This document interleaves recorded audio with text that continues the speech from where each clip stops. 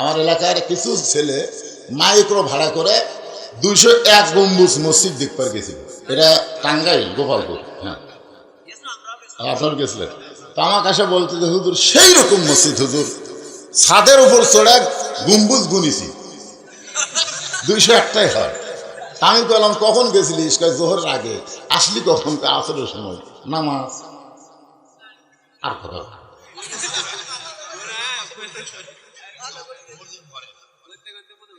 দেখছেন, ওই মসজিদ দেখবার গেছিল, ভিতরে ঢুকার নামাজ পড়ে।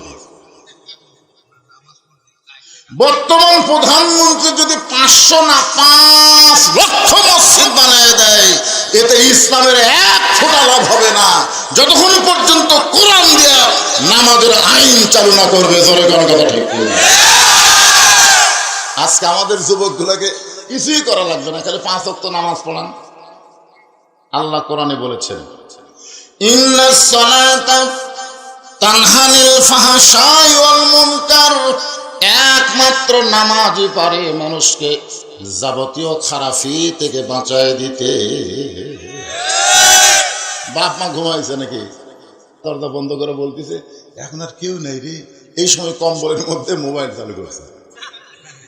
আপনারা বলেন তো, ওই ছেলেটা যদি 5 ওয়াক্ত নামাজ পড়ে, ওই মোবাইল চালু করলেও কোনোদিন অশ্লীল ভিডিও দেখতে পারবে না। আর ইমান বলবে সবাই ঘুমাইলেও আল্লাহ ঘুমায়নি। জোরে কান কথা ঠিক না? কেউ না দেখলেও আল্লাহ দেখতে দেবে। আল্লাহ তুই সমানে সিল মারতেছিস, তাহলে আনিস বাইরে আসা কয় কেউ দেখেনি। 2 কান্দ 2 ফেরেশতাকে আল্লাহ এই শয়তানের কান্দ থাকবো না। কি কর? কেউ দেখেনি তো আমরা কি করছি? তোমার 2 কান্দে 2 মোহরি লিখিতেছেন ডায়েরি, দলিল দেখে রায় দিবে, টাকা পয়সার নাই কারবার। কেরামান পড়েন, যারা কোরআন শরীফ পারেন তারা পড়েন, আর না পারলে চুপ করে শোনেন। কারণ ওইজা কুরিয়াল কোরআনু ফানসিতুল্লাহু আনসিতুল আল্লাকুম তুরহামুন। এই জন্য চুপ করে শুনবেন। যদি পারেন তাহলে পড়েন। কেরামান কাতিবিনা ইয়ালামুনা মা তাফআলুন।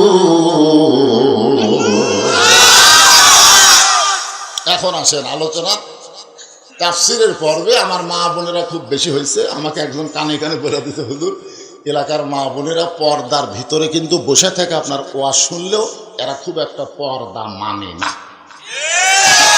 এটা জোরে কয় না, আমার কানে কানে বসে।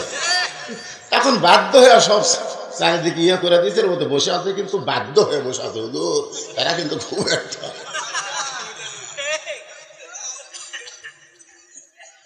তাহলে সুন্দর আমল যদি আমরা করতে চাই, আল্লাহ বলেন তো পরীক্ষার সাবজেক্টের নাম কি? আহসানু আমালা। আহসানু আমালা বাংলা অর্থ হলো সুন্দর আমল। এখন আমার সঙ্গে ধারাপাতের মতন বলা লাগবে, এই কোনো দিকে তাকাবেন না, এদিকে তাকান। সুন্দর আমল যদি করতে চাই তাহলে সুন্দর একটা পরিবেশের দরকার আছে না নাই? সুন্দর পরিবেশ যদি তৈরি করতে চাই তাহলে সুন্দর একটা সমাজের দরকার আছে না নাই? সুন্দর একটা সমাজ যদি তৈরি করতে চাই তাহলে সুন্দর একটা রাষ্ট্রের দরকার আছে না নাই? সুন্দর একটা রাষ্ট্র যদি তৈরি করতে চাই তাহলে ইংরেজদের আইন দেওয়া হবে না, মানুষের তৈরি করা আইন দেওয়া হবে না, আমার আল্লাহর কোরআনের আইন লাগবে। খালি কোরআনের আইন দিয়ে যদি বাংলাদেশ চলতো, এই নুরানি মাদ্রাসার জন্য চিন্তা করা লাগতো। যখন যে করোনা শুরু হলো না, বুঝলেন, তখন সরকার তো সব প্রাইমারি বন্ধ করে দিল। প্রাইমারি বন্ধ করে দিয়েছিল না, কিন্তু মাদ্রাসা কিন্তু বন্ধ করে দিল। ওই সময় আমার নুরানি মাদ্রাসায় প্রাইমারি 37 জন ছাত্র ভর্তি হলো। আমি ওর বাপ মাদের খুললাম, কি খবর হুজুর, প্রাইমারি কবে খুলবে জানি না, এরা বাড়ির খালি ডান্ডাগুলি মারে, এই জন্য আপনার মাদ্রাসায় ভর্তি করে দিল। হতে হতে 37 জন হলো। আমি তখন মসজিদে গিয়ে দোয়া করলাম, আল্লাহ করোনা আরো 3 বছর থাক। সবাই কয় হুজুর করোনা ভালো হওয়ার জন্য দোয়া করা লাগে, আর আপনি থাকার জন্য বলতেছেন। আমি বললাম 3 বছর যদি করোনা থাকে আর 3 বছর যদি প্রাইমারি বন্ধ থাকে, একটা প্রাইমারি থাকবে না, সব প্রাইমারি নুরানি মাদ্রাসা হবে। জনগণ কথা ঠিক কি না? কারণ সরকার জানে প্রাইমারি না পাক করোনা ধরবে। আর নুরানি মাদ্রাসা পাক কারণ ধরবি না, এদের মাদ্রাসা সব খোলা, প্রাইমারি সব বন্ধ। বুঝতে পারছে? একটু মনোযোগ দিয়ে শোনেন।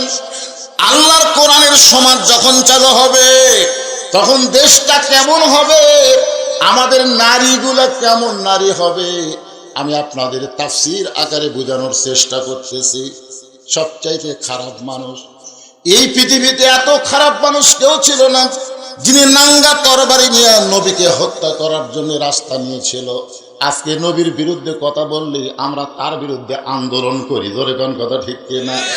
আর হযরত ওমর এমন খারাপ ছিল যে নবীকে হত্যা করবে এই নিয়তে বাড়ি থেকে বের হলো, কিন্তু এমন একটা জাদুর পরশে ওমর এত ভালো মানুষ হয়ে গেল, শেষ পর্যন্ত আল্লাহ তাআলা তাকে অর্ধ পৃথিবীর খলিফা বানায়া দিল।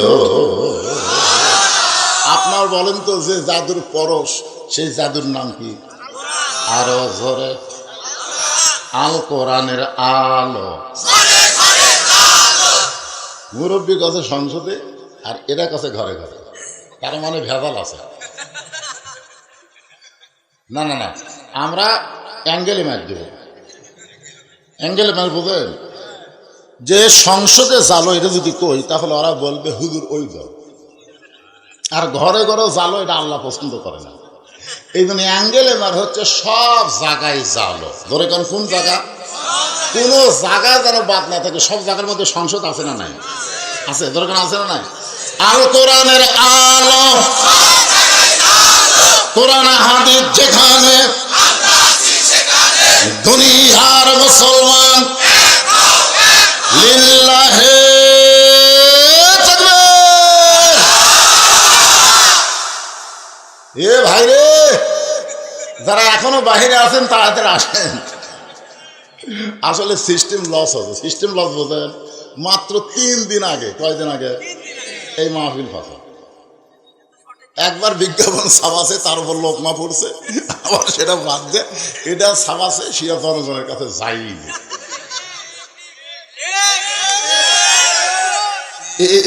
এই যে হওয়ার কারণেই কিন্তু আজকে এই গরিব অবস্থা, ধরে কোন ঠিক কিনা?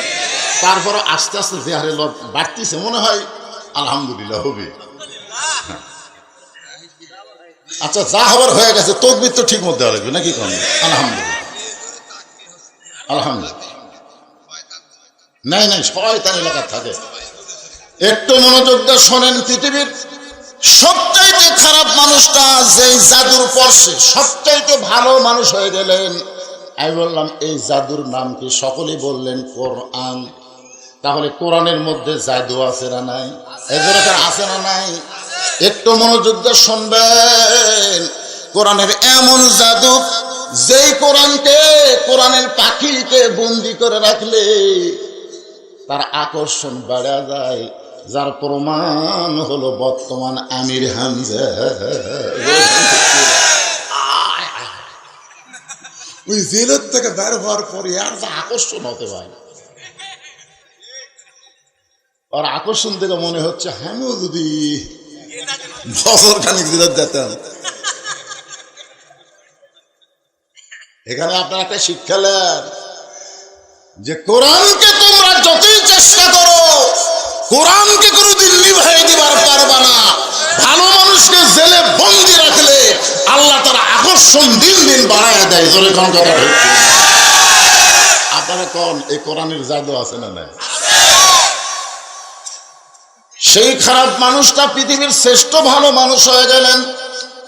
একসময় আল্লাহ তাকে অর্ধ পৃথিবীর খলিফা বানাইলেন। ইসলামের ইতিহাসের মাপ দিয়ে আমি দেখেছি, তোমার যে যতটুকু এলাকার খলিফা ছিলেন, সে এলাকায় একত্র করলে বাংলাদেশের মতন ৯৬টা দেশ। জোরে কন, কয় দেশ? বাংলাদেশের মধ্যে। যুবক একটু ভালো বসতো, হাঁটু ধরে বসার একটা রুগীর লক্ষণ। বাংলাদেশের মতন ৯৬টা দেশের খলিফার মাথায় টুপি। জোরে কন, মাথায় কি? মুকুট হলো দাড়ি, পরনে হলো জুব্বা। অনেকে বলে টুপিওয়ালা, দাড়িওয়ালা, জুব্বাওয়ালার আবার রাজনীতি করবে। একে জুব্বা সামলানি কঠিন। আপনার বলেন তো উমর ফারুক যখন অদ্যপিতির খলিফা হয়েছিল তখন কি টুপি খুলে ফেলে দিছিল? দাড়ি কি সাজি ছিল নাকি? কি ভাই কি করবেন? কি এক বিপদরে বারে এই কাকেও আজ করে দিবে না। এইগুলো যদি আমি বলবার যাই তো ফজর পর্যন্ত লোক না থাকলেও মাইক চালু থাকবে। জোরে কোন কথা ঠিক?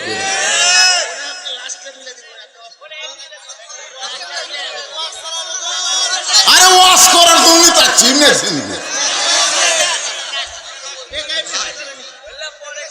কি কথা বারে।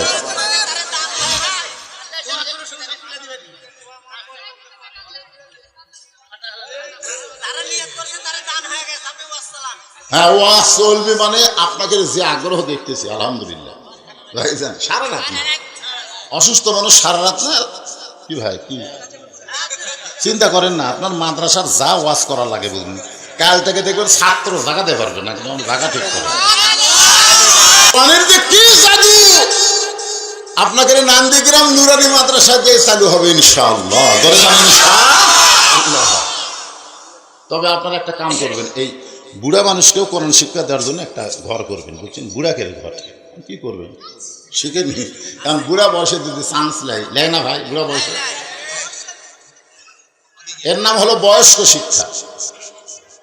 হযরত ওমর অর্ধ পৃথিবীর খলিফা হইয়া আল্লাহর কোরআনটা কেমন, আসলে এই কোরআন কেমন বাংলার মুসলমান দেখতে পাই নাই, শুধু কোরআনের ওয়াজ শুনেছে। বাস্তবে আল্লাহর কোরআন কেমন এটা দেখার দরকার আছে না নাই? হযরত ওমর ছদ্মবেশে মদিনার অলি গলি ঘুরতেছে আল্লাহর কোরআন দেখার জন্যে। হঠাৎ হযরত ওমর দেখতে পায় দুই পাহাড়ের মাঝখানে একটা গিরিপথ। ওই গিরিপথের ভিতরে একটা সুন্দরী মেয়ে ধীর গতিতে হেঁটে হেঁটে চলতেছে। একটা সুন্দরী মেয়ে, জোরে কান কি মেয়ে? যে মেয়ের সামনেও কোনো মানুষ নাই, পেছনেও কোনো মানুষ নাই। ওমর ফারুক আসমানের দিকে তাকায় বললেন আল্লাহ। এখান থেকে আমাদের আকীদা নিতে হবে, আল্লাহ কোথায়? ওপরে না, কারণ আসমানে। আল্লাহ কোথায়? অনেকে বলে, আমাদের কিছু ভণ্ড আছে কয় আল্লাহ সব জায়গায়। আল্লাহ যদি সব জায়গায় হয় তাহলে আল্লাহ নবীকে মেরাজে আসমানে নিয়ে যেতেন না। জোরে কোন কথা ঠিক কথা কন না কেন? মানিস তাওয়া আলাল আরশ। ওমর ফারুক আসমানের দিকে তাকায় বলেন আল্লাহ, তোমার দুনিয়ায় এত সুন্দরী একটা মেয়ে, যে মেয়েকে দেখলে কলিজা ঠান্ডা হয়ে যায়। এখন আপনারা বলেন তো, ওমর ফারুক যে মেয়েটাকে সুন্দরী বলতেছে, এই মেয়েটার চেহারা দেখে কিন্তু সুন্দরী বলতেছে না। মেয়েটার আপাত মস্তক আল্লাহর আইন পর্দা। মেয়েটা যদি দেখতে কালো হয়, খাটো হয়, এরপরও আল্লাহর আইন পর্দা যদি মেয়ে চলে, আল্লাহর কোরআন তাদেরকে সুন্দরী মেয়ে বলে। এই যুবকেরা বলা খাকারে একটা স্লোগান দেওয়া লাগবে। আমি যেই বলবো পর্দানিশী নারী যারা, তোমরা বলবা বিশ্ব সুন্দরী তারা। বলতে পারবা না? পর্দানিশী নারী যারা। আর যে বলবো বেপর্দা নারী যারা, বিশ্ব হারামি না, বলবা বিশ্ব বেহায়া তারা। বেপর্দা নারী যারা, যেমন বাংলাদেশের পরিমণি লুঙ্গি পরে ড্যান্স মারে। জোরে কান কি পরে ড্যান্স মারে? আপনার বলেন তো পরিমণির কোনো সম্মান আছে? কোনো লজ্জা নাই। যার কারণে বেপর্দা নারী যারা, বিশ্ব বেহায়া তারা। ওমর ফারুক মেয়েটার দিকে তাকায়া আল্লাহর শুকর আদায় করলেন। আস্তে আস্তে মেয়েটার নিকটে গিয়ে সালাম দিয়ে বললেন, মা, এই নির্জনের পথে তুমি একা একা চলতেছ, তোমার সামনেও কোনো মানুষ নাই, পিছনেও কোনো মানুষ নাই, তোমার অন্তরে কি কোনো ভয় ডর লাগতেছে না? মেয়েটা হেজাবের ভিতর থেকে বলে, পথিক, তুমি কি হযরত ওমরকে চিনো? সুবহানাল্লাহ খান। মেয়েটা কাকে বলতেছে? ওমরকে বলে, পথিক, তুমি কি হযরত ওমরকে চেনো? ওমর যেদিন থেকে আল্লাহর কোরআন দিয়ে রাষ্ট্র চালায়, সেদিন থেকে পৃথিবীর এক প্রান্ত থেকে আর একটা প্রান্তে একটা মহিলা চলবে, তার অন্তরে আল্লাহ ছাড়া আর কারো ভয় থাকবে না। সেদিন ষোড়শী নির্জন পথে যাবে, কোনো জন কটু কথা কবে না। পথে আর প্রান্তরে সম্পদের মোহে পড়ে খুন আর রাহাজানি হবে না। সবাই বলেন যদি মেনে চলি কোরআন, বলেন যদি মেনে চলি কোরআন আর রাসূলের বিধান, সকলেই শান্তিতে থাকবে। বাংলার আকাশে কলেমার পতাকা যেদিন দুলবে। মেয়েটা বলে পথিক, তুমি কি হযরত ওমরকে চেনো না? যদি হযরত ওমরকে চিনতা তাহলে এরকম বেসাইজা কথা বলতা না। আল্লাহর কোরআন দিয়ে যখন রাষ্ট্র চলে তখন পৃথিবীর এক প্রান্ত থেকে আর এক প্রান্তে একটা মেয়ে যাবে, ওই মেয়েটার কলিজায় কেবলমাত্র ভয় থাকবে কার? আর বর্তমানে যদি আপনারা এই দুর্গাপুর মডেল মসজিদে জোহরের নামাজ পড়বার যান, আর যদি 2000 টাকার জুতা আপনার পাঁওত থাকে, আপনি বলেন তো মসজিদের দরজায় জুতা রাখবেন না হাতত নেবেন? কার হয়? জোরে কন, কার হয়? আসলে চোর কি খুব বেশি? মাত্র গোটা 2 চোর মসজিদের চারিধার ঘরে আর কয় আমাকে ভয়ে সব ভালো জুতা ভিতরে ঢুকছে, আমাকে ভয়ে। মানুষের তৈরি আইনটা যখন রাষ্ট্র চলবে তখন চোর ডাকাতের মশান বাড়া যাবে। জোরে কন কথা ঠিক কি না? আমাকে ভয়ে দরজার তালা দিছে, আমাকে ভয়। আর আল্লাহর আইন দিয়ে যখন রাষ্ট্র চলবে তখন গোটা পৃথিবী অনুবীক্ষণ যন্ত্র দিয়ে খুঁজলেও চোর দেখা যাবে না। জোরে কোন কথা ঠিক কি না? একটু মনোযোগ দিয়ে শুনবেন। ওমর ফারুক বললেন, মা তুমি যে ধীর গতিতে চলতেছ, আমার মনে হয় তোমার ভিতরে কোনো দুঃখ লুকে আছে, কারণ তুমি খুব ধীরে ধীরে হাঁটতেছ। এ হাঁটা দেখে মনে হয় তোমার ভিতরে দুঃখ লুকে আছে। মেয়েটা বলে পথিক রে, আমি আসলে একজন দুঃখী নারী। আজকে 6 দিন হলে হযরত ওমরকে আমি খুঁজে বেড়াই। যদি ওমরকে পাই তাহলে আমার দুঃখের কথা একটু বলবার চাই। ওমর ফারুক একটু মস্করি করে বললেন, মা ওমর হলো অর্ধ পৃথিবীর খলিফা, সেই ওমরকে তুমি 2 পাহাড়ের মাঝখানে খুঁজতেছো। ওমরকে যদি পাওয়ার চাও তাহলে সংসদ ভবনে যাও, গণভবনে যাও, বঙ্গভবনে যাও। এগুলো ভবনে না গিয়া 2 পাহাড়ের মাঝখানে তুমি ওমরকে খুঁজতেছো। ওমর কি গরু ছাগল নাকি? মেয়েটা বলে পথিক রে, তুমি জানো না আল্লাহর কোরআন দিয়ে যখন রাষ্ট্র চলবে তখন নেতা খোঁজা লাগবে না, বরং নেতারাই দুঃখী মানুষকে খুঁজে বেড়াবে। এই কোরআন দিয়ে যখন রাষ্ট্র চলবে তখন এমপি খোঁজা লাগবে না, এমপিরাই আপনাকে খুঁজবে। ধরে কোন কথা ঠিক না? যেমন ভোটের আগে উপজেলা চেয়ারম্যান দাঁড়াবি খুঁজ বেড়াচ্ছে, আমাদের বাংলাদেশে ভোটের আগে নেতাকে নেতা চরিত্র হয় ভাই। আমার এলাকার এক নেতা ড্রাইভারকে বলছে ব্রেক কর, তো ড্রাইভার বলতেছে নেতা সাহেব কেউ তো নাই, ব্রেক খেন দেখো প্রশ্ন কি আসতেছে না ফকির, ভোটের আগে ফকির কিরে থামা। নেতা গাড়ির টাকা নেওয়া, তাও ফেরানো গাড়ি, গাড়ির টাকা নেওয়া, সালাম দেয়, সালাম আলাইকুম চাচা কেমন আছেন? ফকির ফেলে নেতা কয় চাচা কি খোঁজে? ফকির বলে তুমি কাক সালাম দিলে? বলে আপনাকেই দিলাম, কেন ভিক্ষা করে খাই, তাই ভোটের আগে আপনিও তো হামুতে।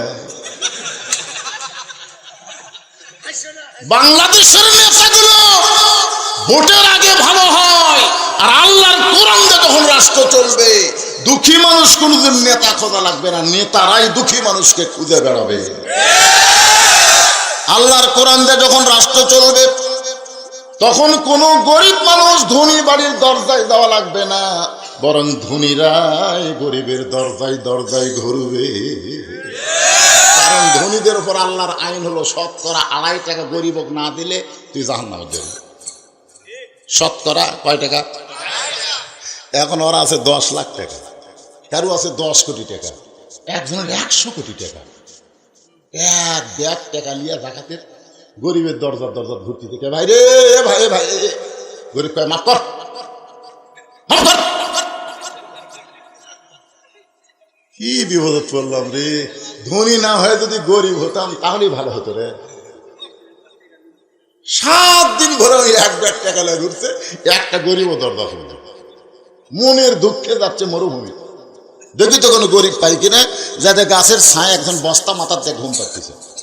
ওই গরিব মনে করে সালাম দিয়ে আসসালামু আলাইকুম, ওই লাভ টাকা আলহামদুলিল্লাহ।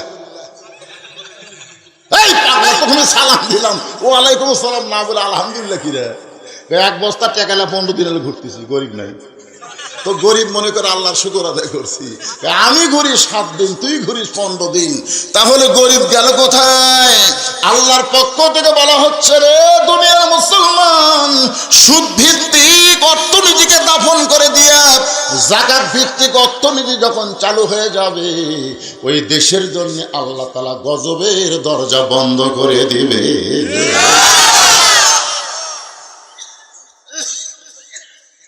মেয়েটা বলতে যে পথিক, আজকে 6 দিন হলো হযরত ওমরকে আমি খুঁজতেছি, আর 1 দিনের মধ্যে ইনশাআল্লাহ আমি পেয়ে যাব। কয়দিন হলো খুঁজতেছি? আর 1 দিনের মধ্যে হযরত ওমরকে আমি পেয়ে যাব ইনশাআল্লাহ। আপনারা বলেন তা মেয়েটা হযরত ওমরকে পাইছে কি পায় নাই? ওমর ফারুক বললেন, মা আমি হইলাম সেই ওমর। যেই বলছে আমি হইলাম সেই ওমর, মেয়েটা তখন মুস্কি মুস্কি হাসি আর বলতেছে, আপনি যদি সেই ওমর হন তাহলে চোরের মতন একা একা ঘুরতেছেন, আপনার কি চান্সা নাই? জোরে কোন কি নাই? একটা চেয়ারম্যান ঘরে চৌকিদার লিয়া, উপজেলা চেয়ারম্যান ঘরে পুলিশ লিয়া, এমপি ঘরে পুলিশের গাড়ি লিয়া, জোরে কোন কথা ঠিক কিনা? আর সামনে 100 মোটর সাইকেল, পিছনে 100 মোটর সাইকেল। হ্যাঁ, আর আপনি অর্ধ জাহানের খলিফা চোরের মতন একা একা ঘুরতেছেন, আপনার কি চামচা নাই? ওমর ফারুক চোখের পানি বের করে বলতেছেন, মা চামচা পালার টাকা আমি পাবো কোথায়? কারণ চামচা পালবার গেলে টাকা লাগবে, এই টাকা তো আমার নাই। আর জনগণের টাকা না মারলে চামচা পালা যাবে টাকা পায় না কেন? জুমার দিনে হযরত ওমর মসজিদে খুতবা দিচ্ছেন, মাঝখান থেকে এক মুসল্লি দাঁড়ায় বলতেছে, আমির আল মুমিনিন আপনার খুতবা শুনবো না। ওমর ফারুক বলেন, আমার দোষ কি? বলে, আপনার দোষ হলো হামাকরো খাটো পাঞ্জাবি দিয়ে আপনি লম্বা জুব্বা গাওয়াত দিয়ে খুতবা দিবেন। যতক্ষণ পর্যন্ত লম্বা জুব্বার ওয়াজ না করবেন ততক্ষণ আপনার ওয়াজ আমরা শুনবো না। অর্ধ পৃথিবীর খলিফাকে আটকে দিছে, ওয়াজ আটকে দিছে। ওমর ফারুকের চোখ দিয়ে দরদর করে পানি পড়তেছে। এমন সময় আব্দুল্লাহ ইবনে ওমর 6 লক্ষ হাদিসের হাফেজ, 30 পারা কোরআনের হাফেজ, জোরে কোন সুবহানাল্লাহ। অর্ধ পৃথিবীর খলিফার ছেলে কি আব্দুল্লাহ, 6 লক্ষ হাদিসের কোরআনের হাফেজ। আর আমাদের নেতার ছেলেরা কি? শোনেন, খালি 10টা এমপির ছেলে যদি নুরানি মাদ্রাসার ছাত্র হয়, সরকার নুরানি মাদ্রাসাকেও প্রাইমারির মতন টাকা দিতে বাধ্য হয়ে যাবে। তোর কোন কথা ঠিক না? একটা নেতার ছেলে সব কয়টা খালি গরিবের ছোল পড়ে। গরিবের দিকে সরকার ভোটের সময় তাকায়, গরিবের বন্ধু।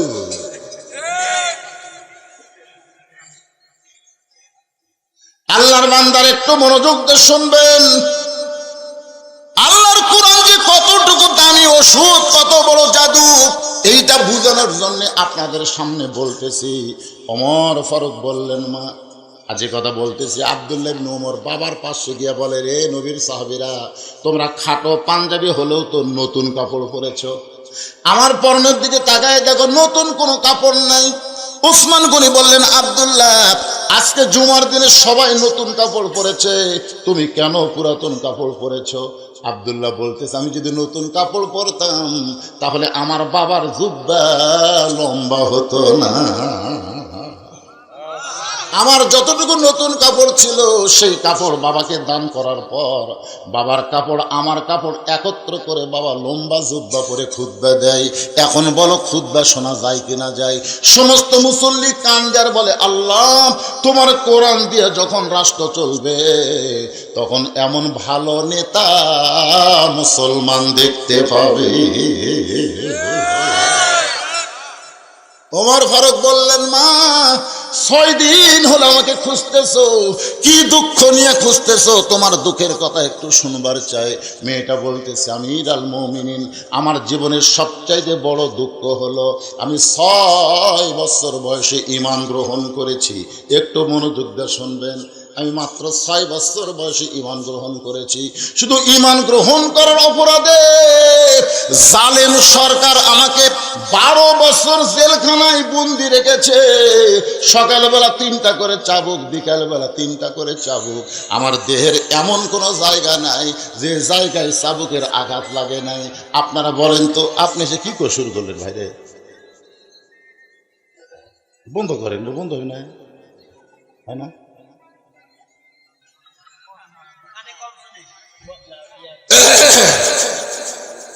একটু মনোযোগ দিয়ে শোনেন, মেয়েটার অপরাধ কি?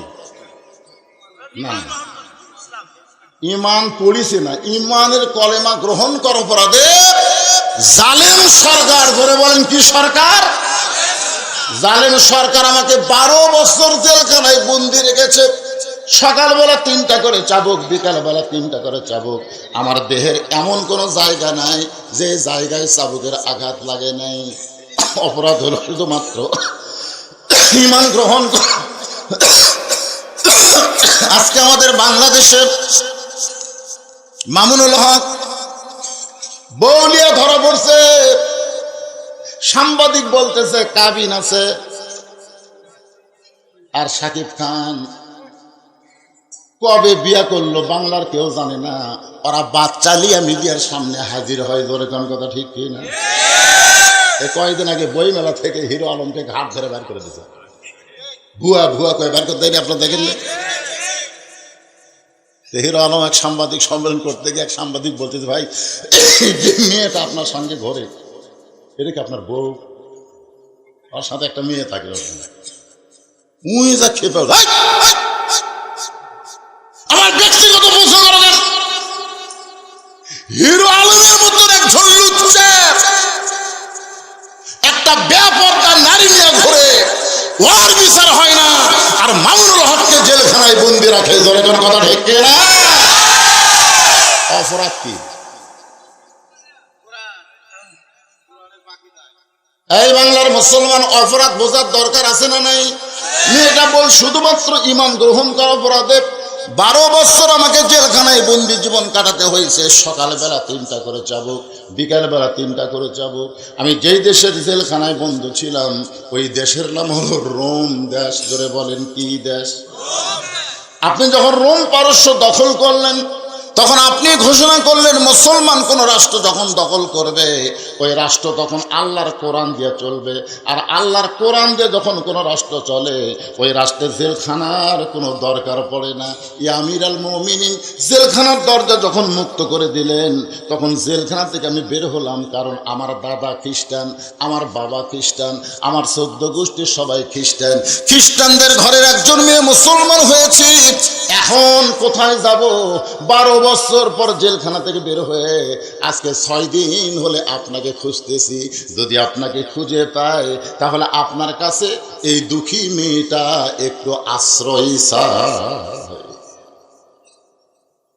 ওমর ফারুক মুস্কি মুস্কি হাসলেন, মুস্কি মুস্কি হেসে বললেন, মা আমি তোমাকে আশ্রয় দিবার পারবো না।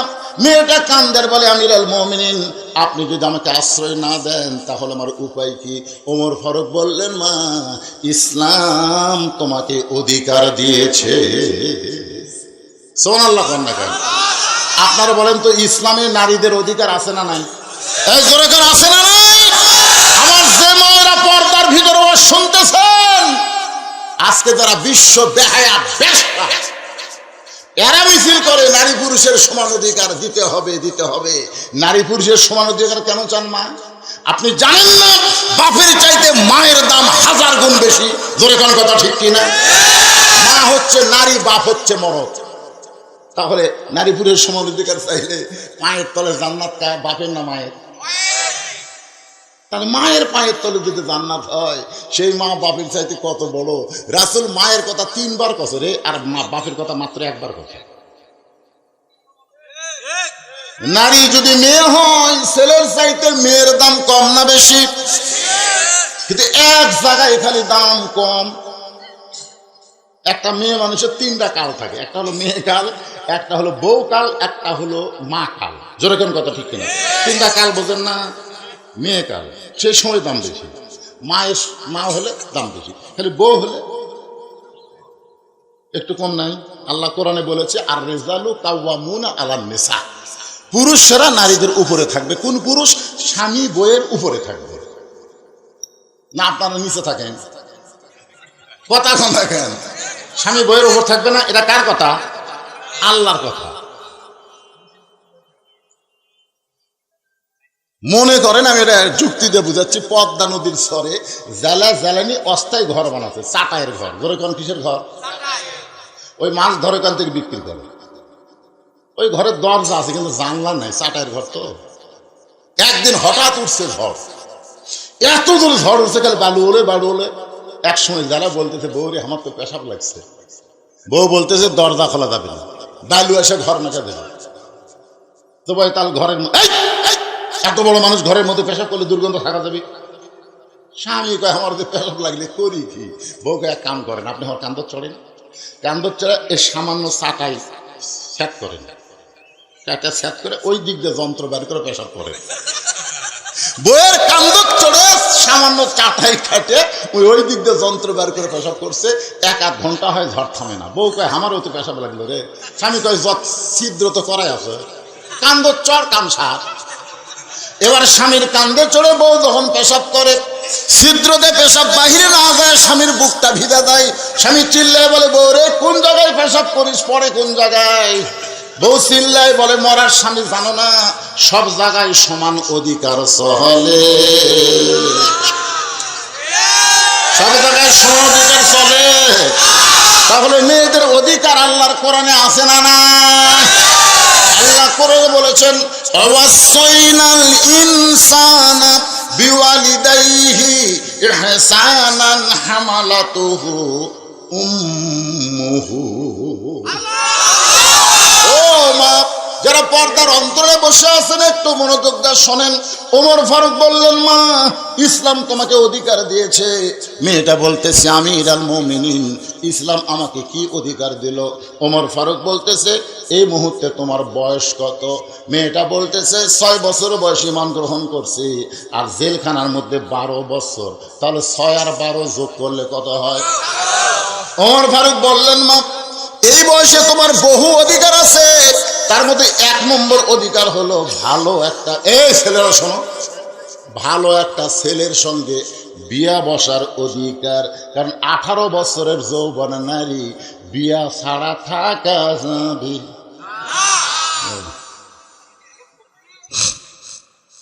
কয় বছর? 1 নম্বর অধিকার হলো ভালো একটা ছেলের সঙ্গে বিয়া বসার অধিকার আছে। উমর ফারুক কিন্তু বলে নাই সুন্দর একটা ছেলের সাথে, এ কথা বলে নাই, বলেছেন ভালো একটা ছেলের সাথে। ভালো ছেলে বলার কারণে আমার মতন কালো মানুষ বউ পাচ্ছে, বউ পাবে। হ্যাঁ, যদি বলতো সুন্দর ছেলে আমি জীবনে বউ পাতাম। কিন্তু দেখেন ইসলাম কি, ইসলাম বলছে যে ভালো ছেলে যে 1 পয়সাও ডিমান্ড নেবে না, সমস্ত মহারা নগদ বুঝা দিবে।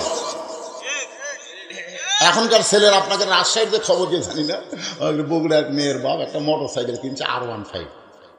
আমি ওই বাড়ির বেড়াবার গেছি, যাই দেখি ভাই ওই টাঙ্কি মুছে, বুঝলেন, টাঙ্কি এরকম মুছে, সিট এটি নিচে, তারপরে পিছন দিক পা মুছে। আমি কইলাম কে রে ভাই এ কি বেসাইদা মোটরসাইকেল? জামা একদম হুজুর এইরকম ফ্যান, তাই বুঝতেছেন না, এই জামাই আমার থেকে মোটরসাইকেল নিচ্ছে, এই জন্য আমি নিচের থমো, তুই এই নিচত বসে থাকবি, আর আমার মেয়ে পিছনে বসে উঁচিয়াত বসে আর ঘাড়ের উপর হাত দিয়ে থাকবি। বাংলাদেশের কোন মেয়ের বাপ অন্তর থেকে কোনোদিন মোটরসাইকেল দেয় না। একটা কলেজের টুকরা মেয়ে কত কষ্ট করে লালন পালন করা লাগে, সেই মেয়েটা তোমাকে দিচ্ছে, তুমি উপহার স্বরূপ মহারণা নগদ খরচ দিবা। যেরকম কথা ঠিক কি নাই? মহারণা সব বাকি, আমাদের এলাকার সব বাকি। হ্যাঁ, নাকফুল হয়, নাকফুল নগদ, তার মধ্যে সোনা আছে কিনা আল্লাহ ভালো জানে। কারণ নাকফুল কিনতে সোনা, বেচতে সোনা থাকে না।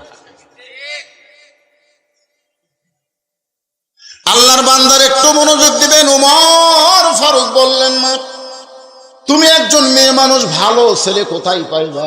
আমি একটা ভালো ছেলের খবর দেই, দেখো তো ছেলেটা তোমার পছন্দ হয় কিনা। মেয়েটা বলতেছে আমিরুল মুমিনিন, তাহলে বলেন তো ভালো ছেলের খবর কি? ওমর ফারুক বললেন 6 লক্ষ হাদিসের হাফেজ, 30 পারা কোরআনের হাফেজ, লম্বায় হলো 6 ফুট 2 ইঞ্চি, গায়ের রং ফর্সা, চাঁদের মতন চেহারা, বয়স হলো মাত্র 22 বছর। ছেলেটার নাম হলো আব্দুল্লাহ আর বাবার নাম হলো ওমর। মাগো, আমার ছেলে আব্দুল্লাহর সঙ্গে তোমাকে বিয়া দিয়া, তোমাকে বৌমা বানায়া আমার ঘরে তোমাকে অধিকার দিবার চাই। আপনারা বলেন তো অধিকার আছে না নাই?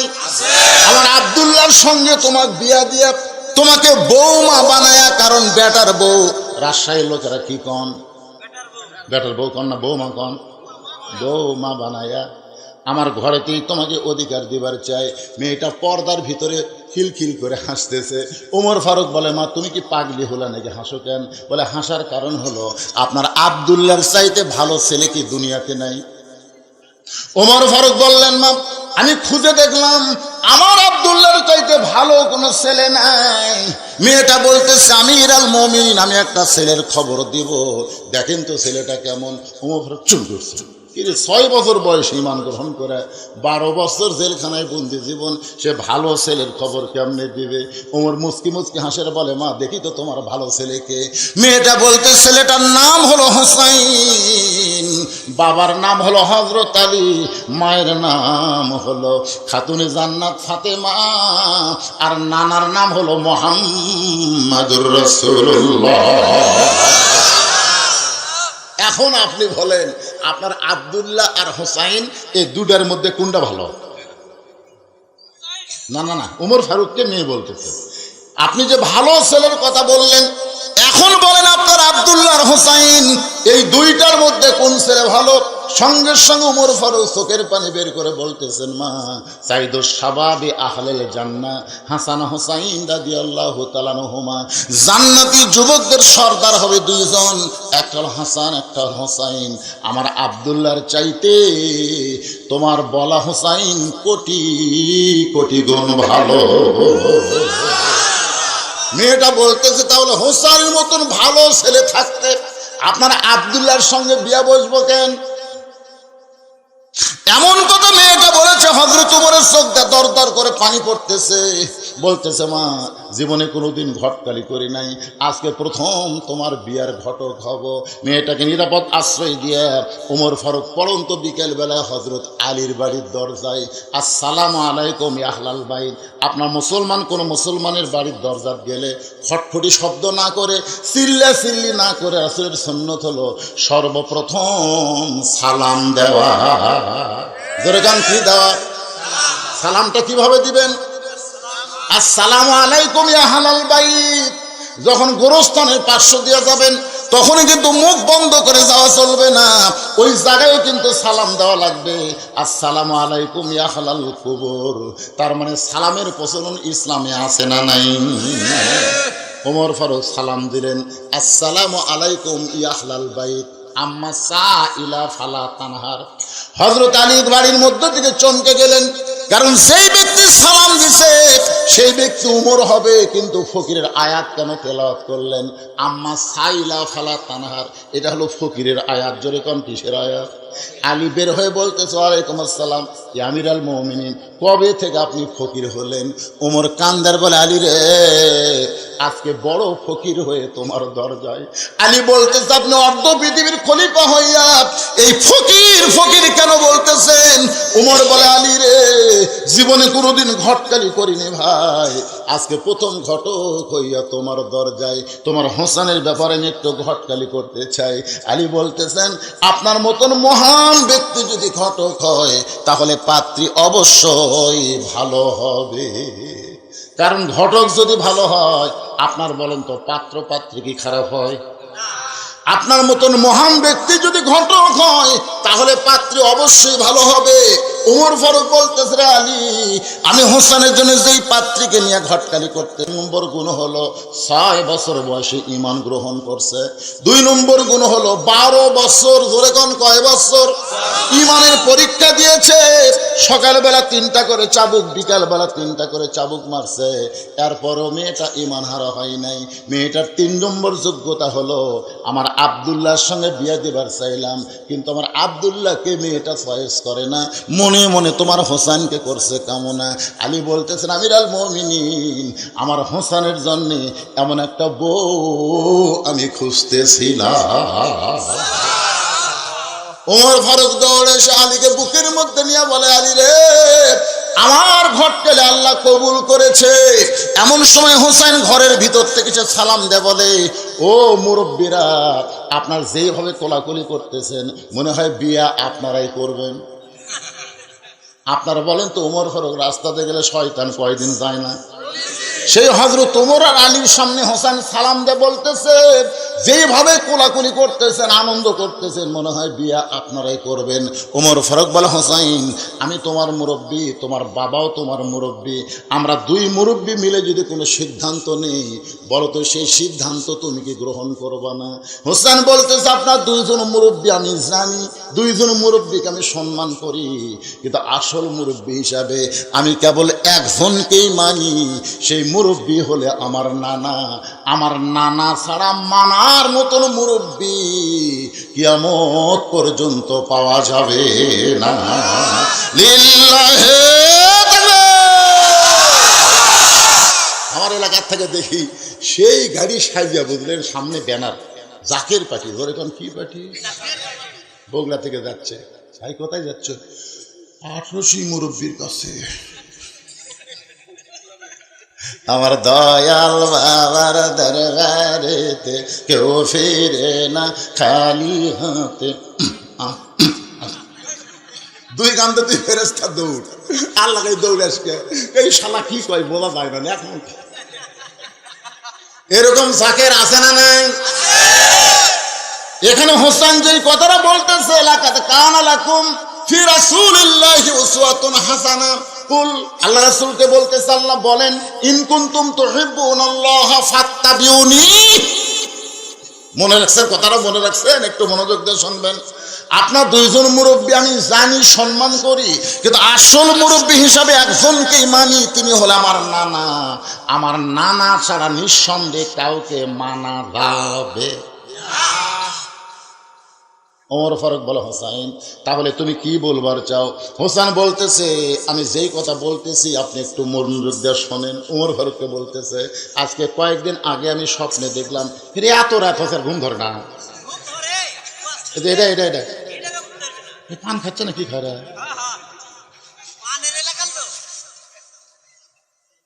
একটু মনোযোগ দিয়ে শুনবেন।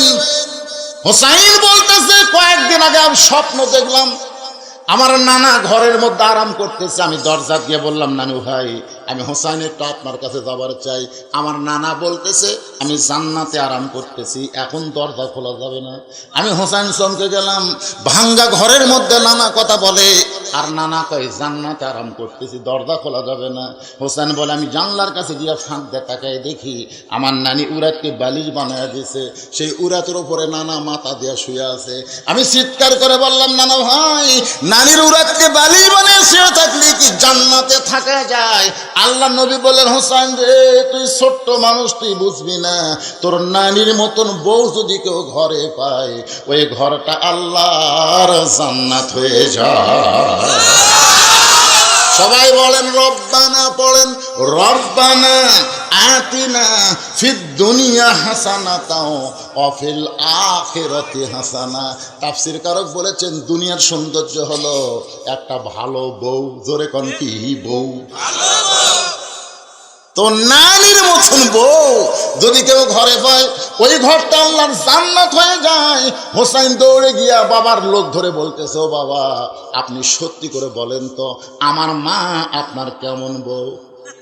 বাবা গো, আমার মা আপনার কেমন বউ ছিল আপনি একটু বলেন। হযরত আলীর চোখটা দর দর করে পানি পড়তেছে। হুসাইন বাবার চোখের পানি মুছে দিয়ে বলে, বাবা কাঁদবেন না, আপনি ভালো বউ পাওয়ার কারণে যদি আপনার ভাঙ্গা ঘর জান্নাত হয়, আমার নানা যদি ভালো বউ পাওয়ার কারণে ভাঙ্গা ঘর আল্লাহ জান্নাত বানিয়ে দেয়, তাহলে আমি হোসেন সিদ্ধান্ত নিয়েছি আমার নানা যেমন বিয়ে করেছে, আমার বাবা যেমন বিয়ে করেছে, আমি তেমন একটা মেয়েকে বিয়ে করতে চাই। বিয়ে করার পরে সংসারে যেন কোনো অশান্তি না থাকে, কারণ ভাবিয়া করিও কাজ করিয়া ভাবিও না। এখনকার ছেলেরা খালি পরিমণি দেখে বিয়ে করে। পরিমণি বিয়ে করার পরে উনি যে ওভার ডিউটি মারে, তুই জানিস কেন? আপনার ভাই আপনারা বলেন তো পরিমণির হিসাব আছে আর কয়টা মরদ?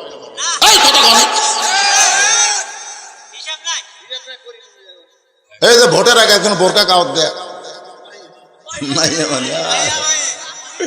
এইবারে এই মমতাজ যখন ফেল করতে বুঝলেন, মমতাজ ফেল করার পরে আমি 4 রাকাত নামাজ পড়ি, কারণ এই মেয়ে কিন্তু আমার জেল খাটাছে এই মমতাজ। হ্যাঁ, আমার এক ওয়াজের মধ্যে, তোমার হুশ নাই আপনারা শোনেন সে ওয়াজের মধ্যে এই মমতাজ ওখানে পাগলি করছিলাম, এই পাগলি কোয়াতে ওর চামচারা কয় করে হামাকে পাগলি কয়। এইবারে যখন ফেল করলো আর মাইয়া ভাই ভোটের আগে বোরকা কাওয়াত দিয়েছে, কিন্তু তুই কাপড় খুলে ড্যান্স মারিস আর তুই বোরকা কাওয়াত দেয় মানুষের ধোকা মারিস। আল্লাহর বান্দার একটু মনোযোগ দিয়ে শুনবেন। সেই দিন থেকে সিদ্ধান্ত নিয়েছি আমার নানা যেমন বিয়ে করেছে, আমার বাবা যেমন বিয়ে করে ভাঙ্গা ঘর জান্নাত হয়ে গেছে, আমি তেমন একটা মেয়েকে বিয়ে করব। কারণ ভাবিয়া করিও কাজ করিয়া ভাবিও না। যত পস্তাও বিয়ার আগে পস্তাও, বিয়ার পর আর পস্তান চলবে না। এটা বগুড়ার ভাষা, রাজশাহীর লোকেরা বুঝতে পারতেছেন পস্তান বোঝেন, পস্তান। উমর ফারুক বলে, হোসাইন তাহলে তুমি কি বোঝাবার চাও? হোসেন বলতেছে, আমি সেই মেয়েকে বিয়ে করব যে মেয়েটা আমার 3টা প্রশ্নের উত্তর দিবার পারবে। ধরে বলেন কয়টা? 3টা। উমর ফারুক বলে, হোসাইন তুমি যে 3টা প্রশ্ন করবে বাবা, এই 3টা প্রশ্ন একটু বলো তো প্রশ্নটা কি? হোসেন বলতেছে, আপনি আমাকে এত বোকা মনে করেন না, আমি যাকে বিয়ে করব তার সামনেই প্রশ্ন আউট করব, দুনিয়ার অন্য কোনো মানুষের সামনে আমার প্রশ্ন আউট করব না। এবার ওমর ফারুক বলে, আলী রে তোমার হোসেন যে প্রশ্ন করবে তুমি কি জানো নাকি? আলী বলতেছে, জীবনের প্রথম শুনলাম। ওমর ফারুক বলে, আমিও জানি না, তুমিও শোনো নাই, তাহলে মেয়েটা কেমনে উত্তর দিবে? আমার ঘটকালি আল্লাহ কবুল করলো না, আমার ঘটকালি আল্লাহ কবুল করলো না। এই কথা বলে কানতে কানতে ওমর ফারুক যখন চলে যায়, দেখে মেয়েটার ঘরের দরজার সামনে দাঁড়ায় বলে, মা আমার আব্দুল্লাহকে তুই বিয়া কর, তোর জীবন বড় শান্তিময় হয়ে যাবে। মেয়েটা বলতেছে, একটাবার শুধু বলেন হোসেনের চাইতে ভালো, আপনি শুধু বলবেন আব্দুল্লাহ হোসেন চাইতে ভালো, তাহলে আমার কোনো আপত্তি নাই। ওমর ফারুক বলে, মা যেটা ভালো না সেটা কেমনে বলবো, কিন্তু তুমি যে হোসেনকে পছন্দ করো সে হোসেন 3টা প্রশ্ন করবে, যে প্রশ্ন আমি জানি না তার বাপ জীবনেও শোনে নাই, তাহলে তুমি কেমনে উত্তর দিবা? মেয়েটা ঘরের ভিতর থেকে বলে, আমির আল মুমিনিন হোসেন কি 3টা প্রশ্ন করবে আমি জানি না, তবে আমার ঈমান বলতেছে আমি না পারলেও আমার আল্লাহ পারবে।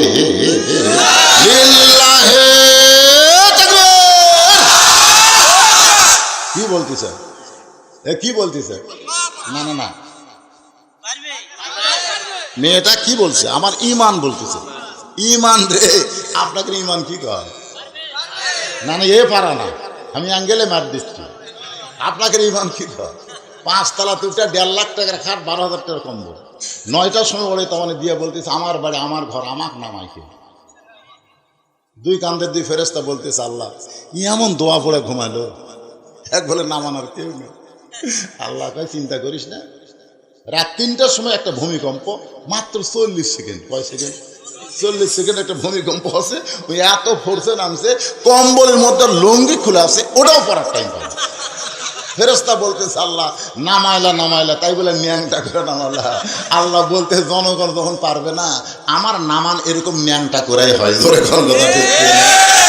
আমার সঙ্গে সকলে পড়েন, ইমানের দাবিতে সকলে বলবেন তো ইজ্জুমান তাশা, বলেন তো ইজ্জুমান তাশা ও তুযিল্লু মান তাশা বিয়াদিকাল খায়র ইন্নাকা আলা কুল্লি শাইইন কাদির।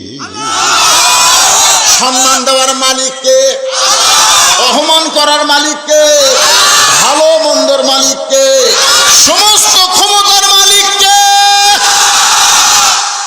একজনও বাড়িতে নেই ভোটের আগে। আমার এলাকার বগুড়া তো একজনও বাড়িতে নেই।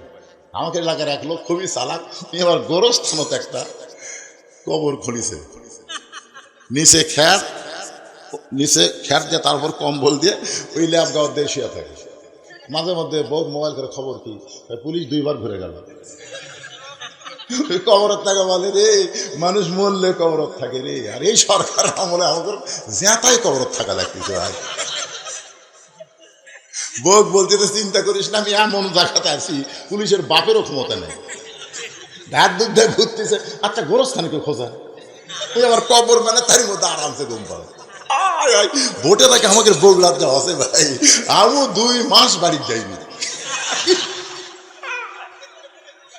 আমি ওয়াজত না সময় কি ওয়াজত থেকে নামতেই বউ মোবাইল করে, কোথায় বলতেছি বাগমারা, আসেন না। যদিও আসেন অন্য কোনো জায়গার যান, বাড়ির যান আসেন না, মাগরিব থেকে কিন্তু ঘুরিচ্ছে। এমন ভাবে লুকে আছে, আর কোনো টেনশনই নেই। ইতিমধ্যে মনে করেন বুঝানোর জন্য বলতেছি, ইমানের কথা বুঝানোর জন্য বলতেছি, আল্লাহ তাআলা আজরাইলকে বলছে তা তো পুলিশের পোশাক পরে যা। এখন পুলিশের পোশাক পরে কবরস্থানে এসে বলছে, কে রে লাভ দেবে, কে রে এই জায়গা থামি আছে, তুমি খবর দিও কে রে। আরে ভাই আমি পুলিশ না রে, আমি আজরাইল। তখন বলতেছে বর্তমান পুলিশের ভয়ে আজরাইল ধরার কথা মনেই নাই রে। বর্তমান যে পরিবেশ আমাকে দেশে চলতেছে, মানুষ খালি পুলিশ ধরার চিন্তা করতেছে, আজরাইল ধরার চিন্তাই নাই। ধরে কোন কথা রে, ইমানের দাবি নিয়ে বলতে হবে, পুলিশ আপনাকে না ধরলেও আজরাইল কিন্তু আপনাকে ধরবে। এই ছেলেরা মোটর সাইকেল গেলি মনে হয় 5 গুড়া কিন্তু ঢুকছে কেন।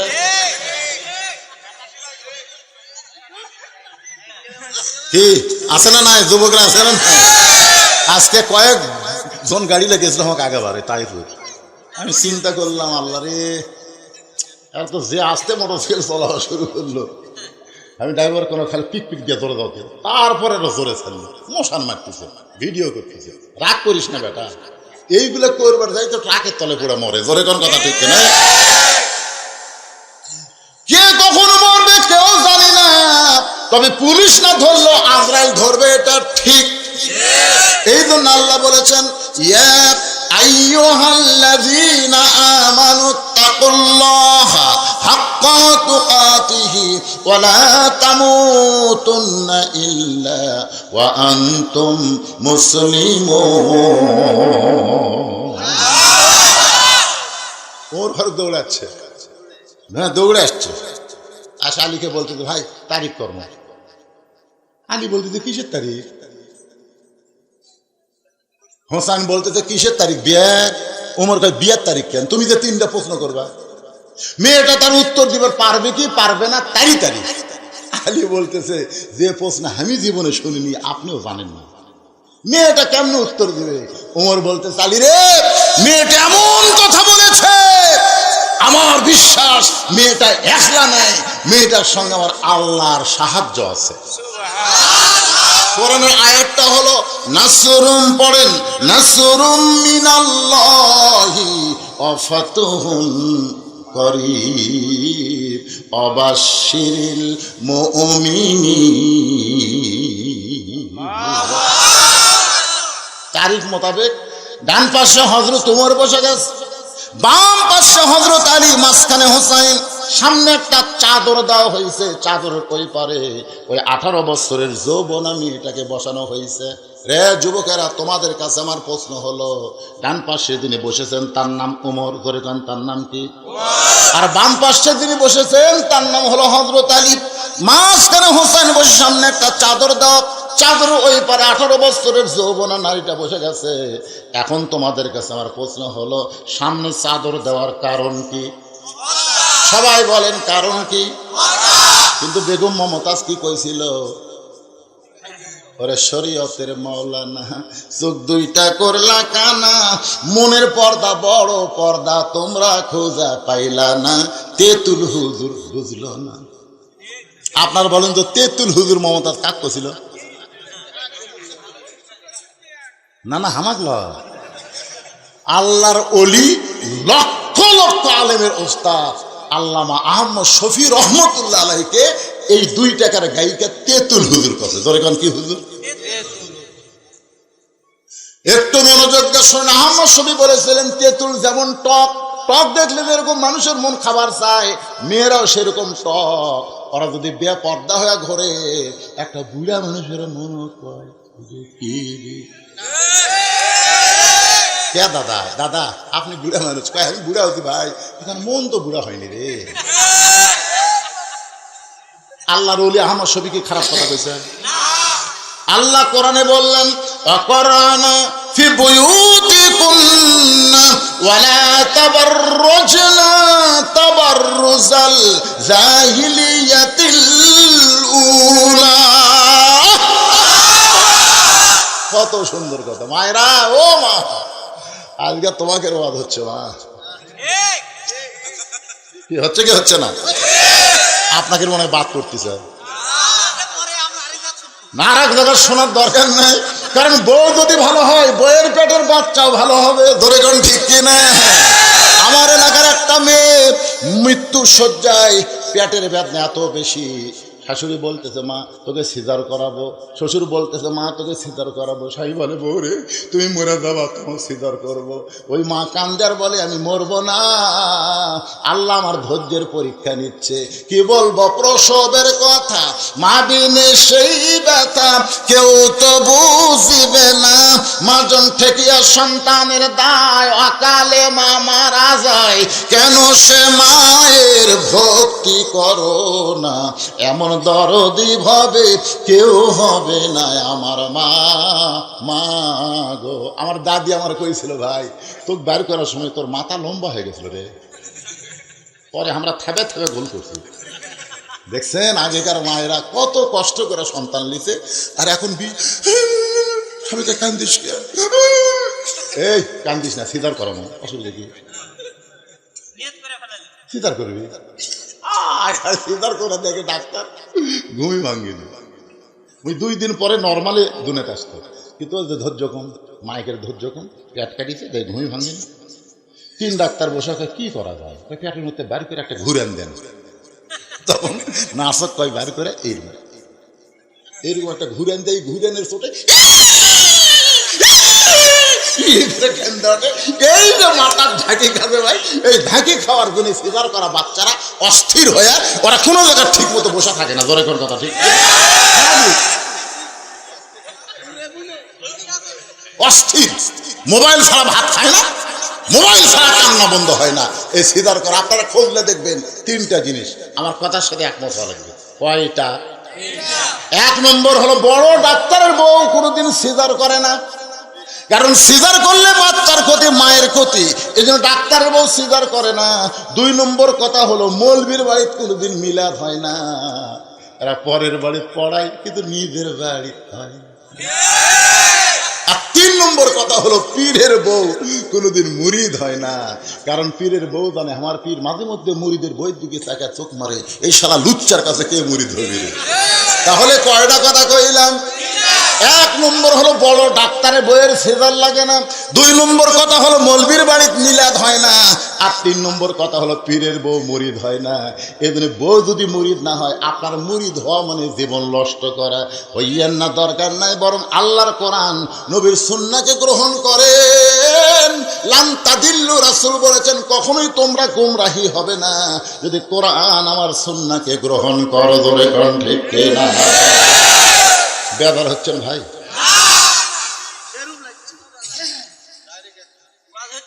না ডাইরেক্ট লাগতো অ্যাঙ্গেলে, আমাকে এখনই পুলিশ ধরবে না, শুনে ডাইরেক্ট না না না, ডাইরেক্ট কোনো কথা হচ্ছে, সব অ্যাঙ্গেলে মারে হচ্ছে, অ্যাঙ্গেলে। আল্লাহর বান্দার একটু মনোযোগ দিবেন। সামনে সামনে পর্দা দিয়ে ওমর ফারুক বুঝাই দিলেন, মনের পর্দা যদি পর্দা হতো মমতাজের কথা মতো, তাহলে আপনার সত্যি করে বলেন তো ওমর ফারুকের মন ভালো না খারাপ? হোসেনের মন, আলীর মন, তাহলে সামনে চাদর দিলেন কেন? ওমর ফারুক বুঝাইলেন মনের পর্দা পর্দা না, পর্দা হলো আল্লাহর আইন। আল্লাহর আইন পর্দা যদি বর্তমান প্রধানমন্ত্রী চালু করে দেয়, আমাকে একটা ছেলেও মনির খানের গান গাবে না। কোথায় গেলা অঞ্জনা, মনির খান কোথায় গেলা অঞ্জনা, তোমার বিরহে বাঁশি নেই রে। 14ই ফেব্রুয়ারি কতগুলো কাজ দিতে, ফুলের মালা নিয়ে পার্কত বসে আছি, তুমি কোথায়? আব্বা দরজাত বসে আছে গো, দাবার বাড়িতে। সারা শয়তানের। আরে 14ই ফেব্রুয়ারি ভ্যালেন্টাইন ডে, এই ফেব্রুয়ারি মাসের মাঝখানে একটা দিন গেল ভাই রে। যুবকের একটু মনোযোগ দিয়ে শোনো। ওমর ফারুক বলেন, হোসাইন এখন প্রশ্ন 3টা শুরু করো। কয় প্রশ্ন? এই এখন কঠিন আলোচনা, ওটা বসা পেশাব পায়খানা কোনো কিছুই চলবে না। ওমর ফারুক বলে, হোসেন এখন তুমি প্রশ্ন শুরু করে দাও। হোসেন বলে, রে মেয়ে, বাবা একটু মনোযোগ দিয়ে শুনবেন। রে মেয়ে, তুমি একলা একলা বসে আছো, তাই বলে মনে করো তুমি একলা হয়ে গেছো, বরং আমি হোসেন বড় একা হয়ে গেছি। ওমর ফারুক কোনার ঘুতা দিয়ে বলে, পাগল, তোর ডান পাশে আমি বসে আছি, বাম পাশে তোর বাপ বসে আছে, তুই কেমনি একলা হলি? হোসেন কান্দার বলে, মেরে দুই পাশে 2জন মহামানব দেহ নিয়ে বসে আছে, কিন্তু মনে মনে তোমার পক্ষ নিয়েছে। আপনারা বলেন তো ওমর ফারুক কার পক্ষে? আলী, কিন্তু বসে আছে। গত সংসদ নির্বাচনে নির্বাচন কমিশনারও কিন্তু আমি নিরপেক্ষ ভাই, নিরপেক্ষ ভাই, এক সময় কয় 9, এক সময় 13, ঘুমোতে গোটাকে 40। আপনারা কন তো এটা নিরপেক্ষ? মনে মনে একটা দলের পক্ষ নিছে, ধরে কর কথা ঠিক। ওমর ফারুক মনে মনে কার পক্ষে? হযরত আলী মনে মনে কার পক্ষে? এই কারণে হোসেনের কথা শুনে ওমর ফারুক চমকে বলবে, হোসেন এখন তুমি তাহলে প্রশ্ন শুরু করে দাও। এবার হোসেন 3টা প্রশ্ন করবে। 1 নম্বর প্রশ্ন হলো, ও আমার মায়েরা বাবাজিরা সবাই একটু মনোযোগ দিয়ে শুনবেন। কোন দিকে তাকাচ্ছেন আপনারা? এদিকে তাকাতে কি শরম লাগতেছে? ইউটিউব বার করে দেখেন, ইউটিউব বার করে বদলি হিতকুটি রে, আজকে সরাসরি মালক দেখা যাচ্ছে, অসুবিধা কি? কোনো দিকে তাকান চলবে না। প্রশ্ন এখন 3টা উত্তর হবে, বিয়া হবে, বিয়া খাইয়া তারপর বাড়ি যাবো। রাজি আছেন?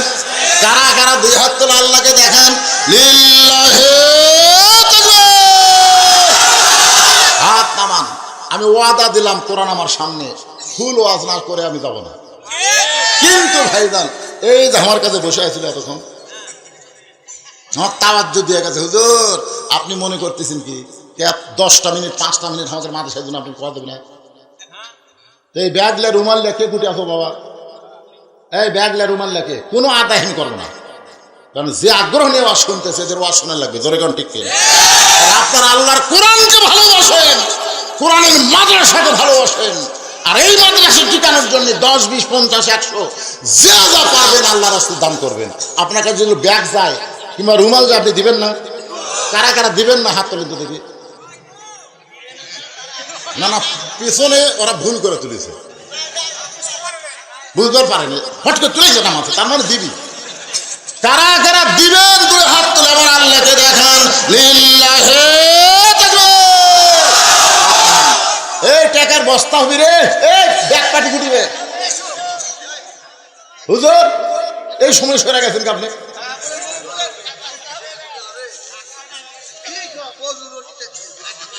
না না, সবই যাই না পারবেন জীবনের শেষ দান মনে করে দিবেন, ঠিক আছে? যেইটাই দিবেন মনে করবেন আমার হায়াতের শেষ দান। বাজান গো, এই নুরানি মাদ্রাসায় ছাত্র কয়টা? এ হুজুর এই সময় গেল স্যার, এই মাদ্রাসার বর্তমানে ছাত্র কয়টা?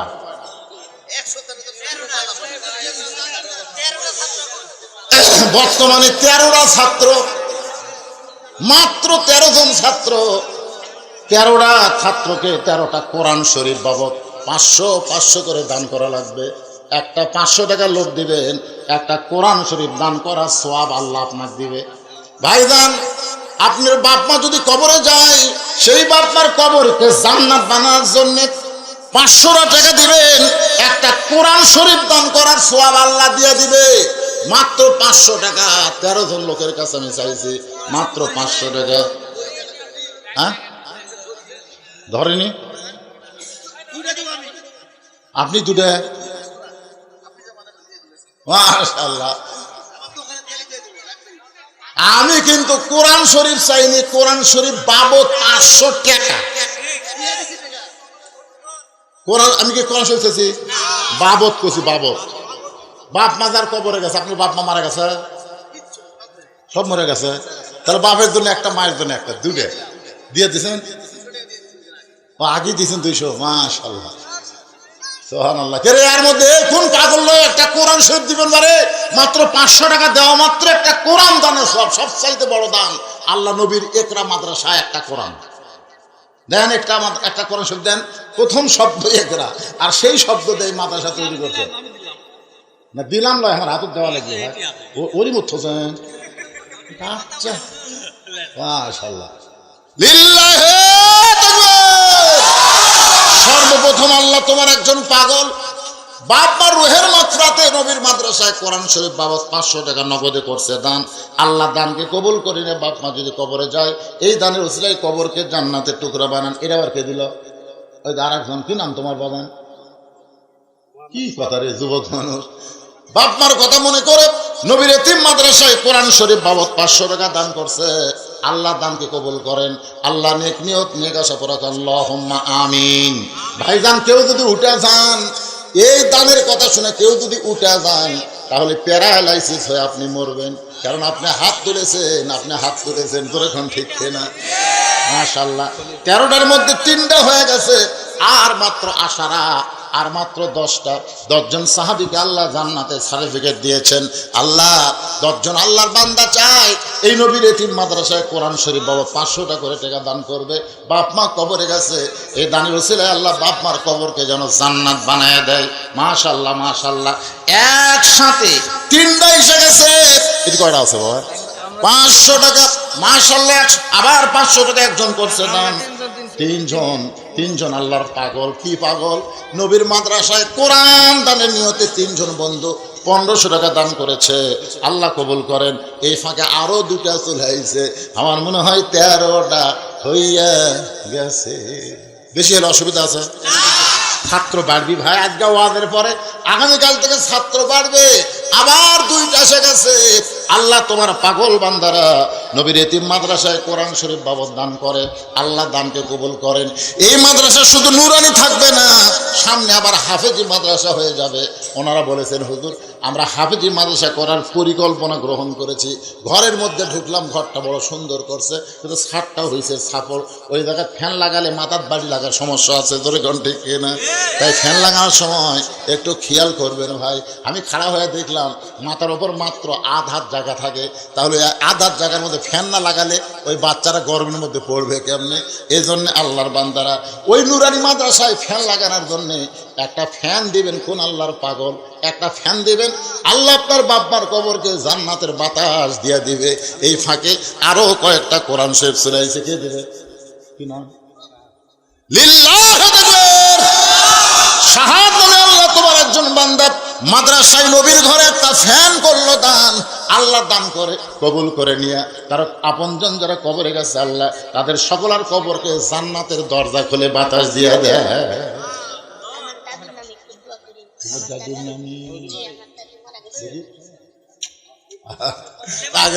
পাগড়িওয়ালার গুণ আছে রে, পাগড়িওয়ালার গুণ আছে রে। কি সাইজ রে মাইনা রে, কি সাইজ। আমার কানে কানে বলতে তোমার দাদুর জন্য একটু দোয়া করবে। দাদু দেখছা? তুমি দেখছা? আরে দাদু দেখতেও পাইনি। সেই দাদুর কথা বলে 5000 টাকা এই মাসুম বাচ্চাদের পায়ের তলে ফেরেশতারা নূরের পাকা বিছায় দেয়। আল্লাহ হক্কানি হাফেজ আলেম হিসেবে যেন কবুল করে নেই। আল্লাহ তার দাদুর কবরকে যেন আল্লাহ জান্নাত বানায়া দেয়। জোরে বলে আল্লাহুম্মা আমিন। দেখছেন টাকা সব নিচে নামালে শুরু করে দেখ আর ওয়াজ তো কর্মীরা পারে।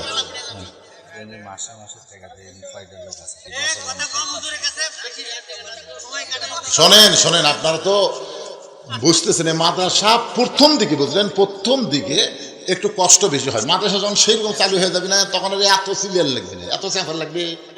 মগরিব থেকে রাত 9:30 পর্যন্ত এক ভাই আমার আদায় করছে, রবি করেছেন তারা, কিন্তু লোক নাই তো কে দিবি। আমি ওই দেখি মাইক আলার জোনাস হয় বসে আছে এতিমের মতো।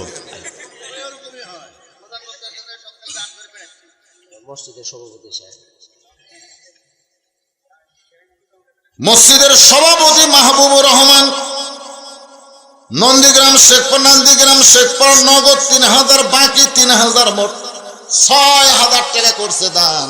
আল্লাহ দানকে কবুল করেন, আল্লাহ নেক নিয়ত নেকাজা পুরা করেন, জোরে কোন আমিন। এখানে অনেকের নাম দিয়েছে, অনেক স্লিপ দিয়েছে ভাইজান। আচ্ছা আপনার বলেন তো, এই যে টাকা আপনার দান করছেন, স্লিপে আপনার নাম লিখছে, এটা কি নতুন করে বলা লাগবে? আল্লাহ কি এতই বোকা নাকি? আল্লাহ দেখে নাই? যখন দিছেন তখন আল্লাহ দেখছে, যখন আবার 2 কাঁধের ফেরেশতার তো সাথে সাথে লিখছে। তার মানে প্রকাশ্যে এই যে মাইকে বলে বলে টাকা আদায় করার চাইতে গোপনে দেওয়া অনেক ভালো। এটা আমরা বুঝি না তো, বোঝেন না, এই জন্যই চাওয়া লাগে। 2-1 নম্বর চিন্তা করে, আমি দিলাম 2000 টাকা, আমার নাম করলো না, করে টাকা ফেরত নিয়ে। না না, আপনার নিয়ত সবার নিয়ত কি সমান? তাই 2-1টা মেয়ে মানুষ করতে চিন্তা করতেছে, আমি তো টাকা দিন 500, তেজত গেল না পকেটত গেল, এরকম মেয়ে মানুষ আছে না? না, হ্যাঁ। এই জন্যই বলতেছি, মা কোনো সন্দেহ করেন না, সমস্ত দান তেজের উপর হাজির হয়ে গেছে। আপনার দেখেন, খালি আমি চিন্তা পড়ি, চিন্তার খালি নাম পড়ি, দোয়া করা লাগবে না, কারণ নাম পড়তে 1 ঘন্টা লাগবে। কোন ঠিক কিনা? খুশি হন বারে না খুশি হন? আপনি করছেন এলো কবার গেলে মানুষ উঠে চলে যাবে।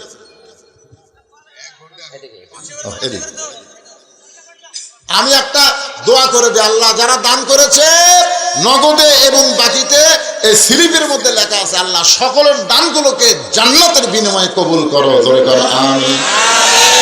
ওমর ফারুক বলে, হুসাইন এখন তুমি প্রশ্ন করো। এবার হোসেন প্রশ্ন শুরু করেছে, এই যুবকেরা যারা উঠলে এখন এসে বসো। 1 নম্বর প্রশ্ন হলো, রে মেয়ে, আমার মাকে তুমি জানো? আমার মাকে তুমি জানো? খুব খেয়াল করবেন, আমি কোন মায়ের সন্তান? আপনারা বলেন তো, হোসেনের মায়ের নাম কি? এই জন্যই বলেছে আমি আমার মাকে জানো, কারণ মা না জানলে সন্তান চেনা যাবে না। মা যদি ভালো হয়, সন্তান আল্লাহর ওলি হয়।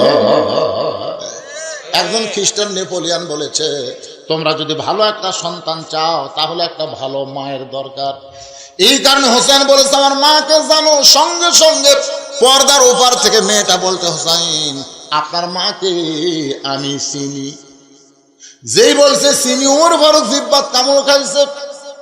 হোসেন মুচকি মুচকি হাসতেছে, আর হযরত আলীর চোখটা দর দর করে পানি পড়তেছে। এমন একটা উত্তর দিছে, হোসেন বলেছে আমার মাকে জানো, আর মেয়েটা বলতেছে আমি চিনি। আপনি বলেন তো, জানা আর চিনা দুইটা কি এক? ওমর ফারুক জিব্বাত কামড় খেয়ে মনে মনে চিন্তা করে, 3টা প্রশ্নের উত্তর তো দূরের কথা, প্রথম প্রশ্নই আউট। প্রথম প্রশ্নে আউট হয়ে যাবে, কারণ হোসেন প্রশ্ন করেছে আমার মাকে জানো, আর এই বেটি কয় আমি চিনি। কেরে পাগলি, হোসেনের মাকে পাড়া বেড়ানি নাকি? পাড়া বেড়ানি মেয়েকে সবাই চিনি, ধরে কোন কথা ঠিক কিনা? এটা অমুকের বউ রে, সামনে ইলেকশনে দাঁড়াবি রে, যাত্রার হাত ধরে কয় একটা ভোট দিবেন ভাই।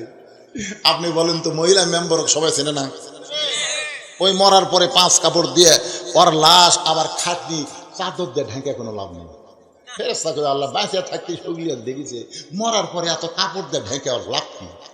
আল্লাহকে, এটা বাংলাদেশ রে, ওই দেশে বাঁচতে মানে না রে, মরার পরে মানে রে। আপনাকে এলাকার মেয়ে মানুষ মরলে কয় কাপড় দেয়? কথা কর না, কারণ ভাই কয় কাপড় দেয়? মরদ মানুষ বলে হিজরা, ও মরেইনি। ও আপনাদের এলাকার নাই? ও তাহিরপুর আছে, ওরা মরেনি এখনো। না আপনাকে এলাকার কোনো হিজড়াই মরেনি? কি কথা বলে? তাহলে ঝিনাইদহ হতে হিজড়া চেয়ারম্যান হলো, রংপুর এই যে জাতীয় পার্টির যে চেয়ারম্যান, ওরই সাথে এক হিজড়া এমপির ডানা ছিল, জানেন আপনারা? আপনারা কবর চাচ্ছেন, হিজড়া নাই। আমার মায়েরা পর্দার অন্তরালে যারা একটু মনোযোগ দিয়ে শোনেন, হযরত আলীর চোখটা পানি পড়ার কারণ হলো আমি হুসাইন মাকে পুরোপুরি চিনতে পারি নাই, আর তুই কেমনে চিনবি? আমি স্বামী হইয়াই পুরাপুরি চিনতে পারি নাই। না চিনার পেছনে কারণ হলো ফাতেমা হযরত আলীকে বুকের মধ্যে নিয়ে বলতেছে, স্বামী গো, আমি যখন দুনিয়া থেকে বিদায় নিব আমার তিনটা চাওয়া আপনি পুরা করবেন। এক নম্বর চাওয়া হলো রাতের বেলা অন্ধকারে আমাকে কবর দিবেন। আমার দুই নম্বর চাওয়া হলো আমার কোনো জানাজার ব্যবস্থা করবেন না। আমার তিন নম্বর চাওয়া হলো আমার লাশটা খাটনিতে আপনি তুলবেন না, কারণ খাটনিতে চললে আমার দেহের ওজন পর পুরুষ বুঝতে পারবে, এই জন্য আমার লাশটা খাটনিতে তুলবেন না। আমার আর একটা চাওয়া হলো আমার কোনো জানাজার ব্যবস্থা করবেন না, কারণ দুনিয়ার সমস্ত পুরুষ যদি বলে ফাতেমা ভালো, আমার এক তিল পরিমাণ লাভ হবে না। আর দুনিয়ার সব মানুষ যদি বলে ফাতেমা খারাপ, আর আপনি স্বামী যদি বলেন আমার বউ ভালো, স্বামীর সার্টিফিকেটে ফাতেমার জন্য 8টা জান্নাতের দরজা আল্লাহ করে দিল। তাহলে বউ ভালো হওয়া লাগবে কার কাছে? জোরে জান কার কাছে? কতগুলো মেয়ে মানুষ লাভ উল্টা কয়, খালি তুমি আমার বুঝতে পারো, তুমি পাড়া খুঁজে দেখো আমার বিরুদ্ধে কেউ নেই। এরে মেয়া, পাড়ার লোকের তো ভালো কয়ে লাভ আছে? স্বামী যদি ভালো না কয় মা, আপনি কোনোদিন জান্নাতে যাবার পারবেন না। একদিন আল্লাহর নবী ফাতেমার ঘরের মধ্যে ঢুকে দেখে ফাতেমা কাঁদতেছে। ফাতেমার কান্না দেখে রাসূল বলে, ফাতেমা কি জন্য এমন করে কান্দিস মা? ফাতেমা বলতেছে, বাবা এমন একটা গরিবের সঙ্গে আমার বিয়ে দিয়েছেন বাবা। হাসান হোসেন কাঁদতে কাঁদতে ঘুমায় গেছে, ঘুম থেকে চেতন পাইলি তো আমার কাছে খাবার চাবে। এমন একটা গরিবের সঙ্গে আমার বিয়ে দিয়েছেন বাবা, আজকে 2 দিন হলো আমার কোনো কিছুই খাওয়া হয় নাই। সঙ্গে সঙ্গে রাসূল বলে, ফাতেমা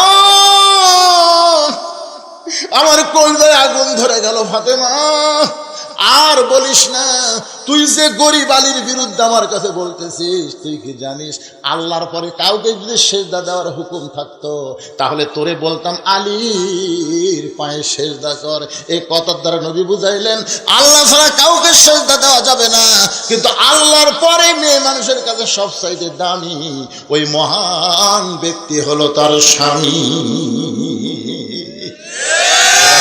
ফাতেমা তোর কিনি আঙ্গুলটা আমার হাতের মধ্যে দে।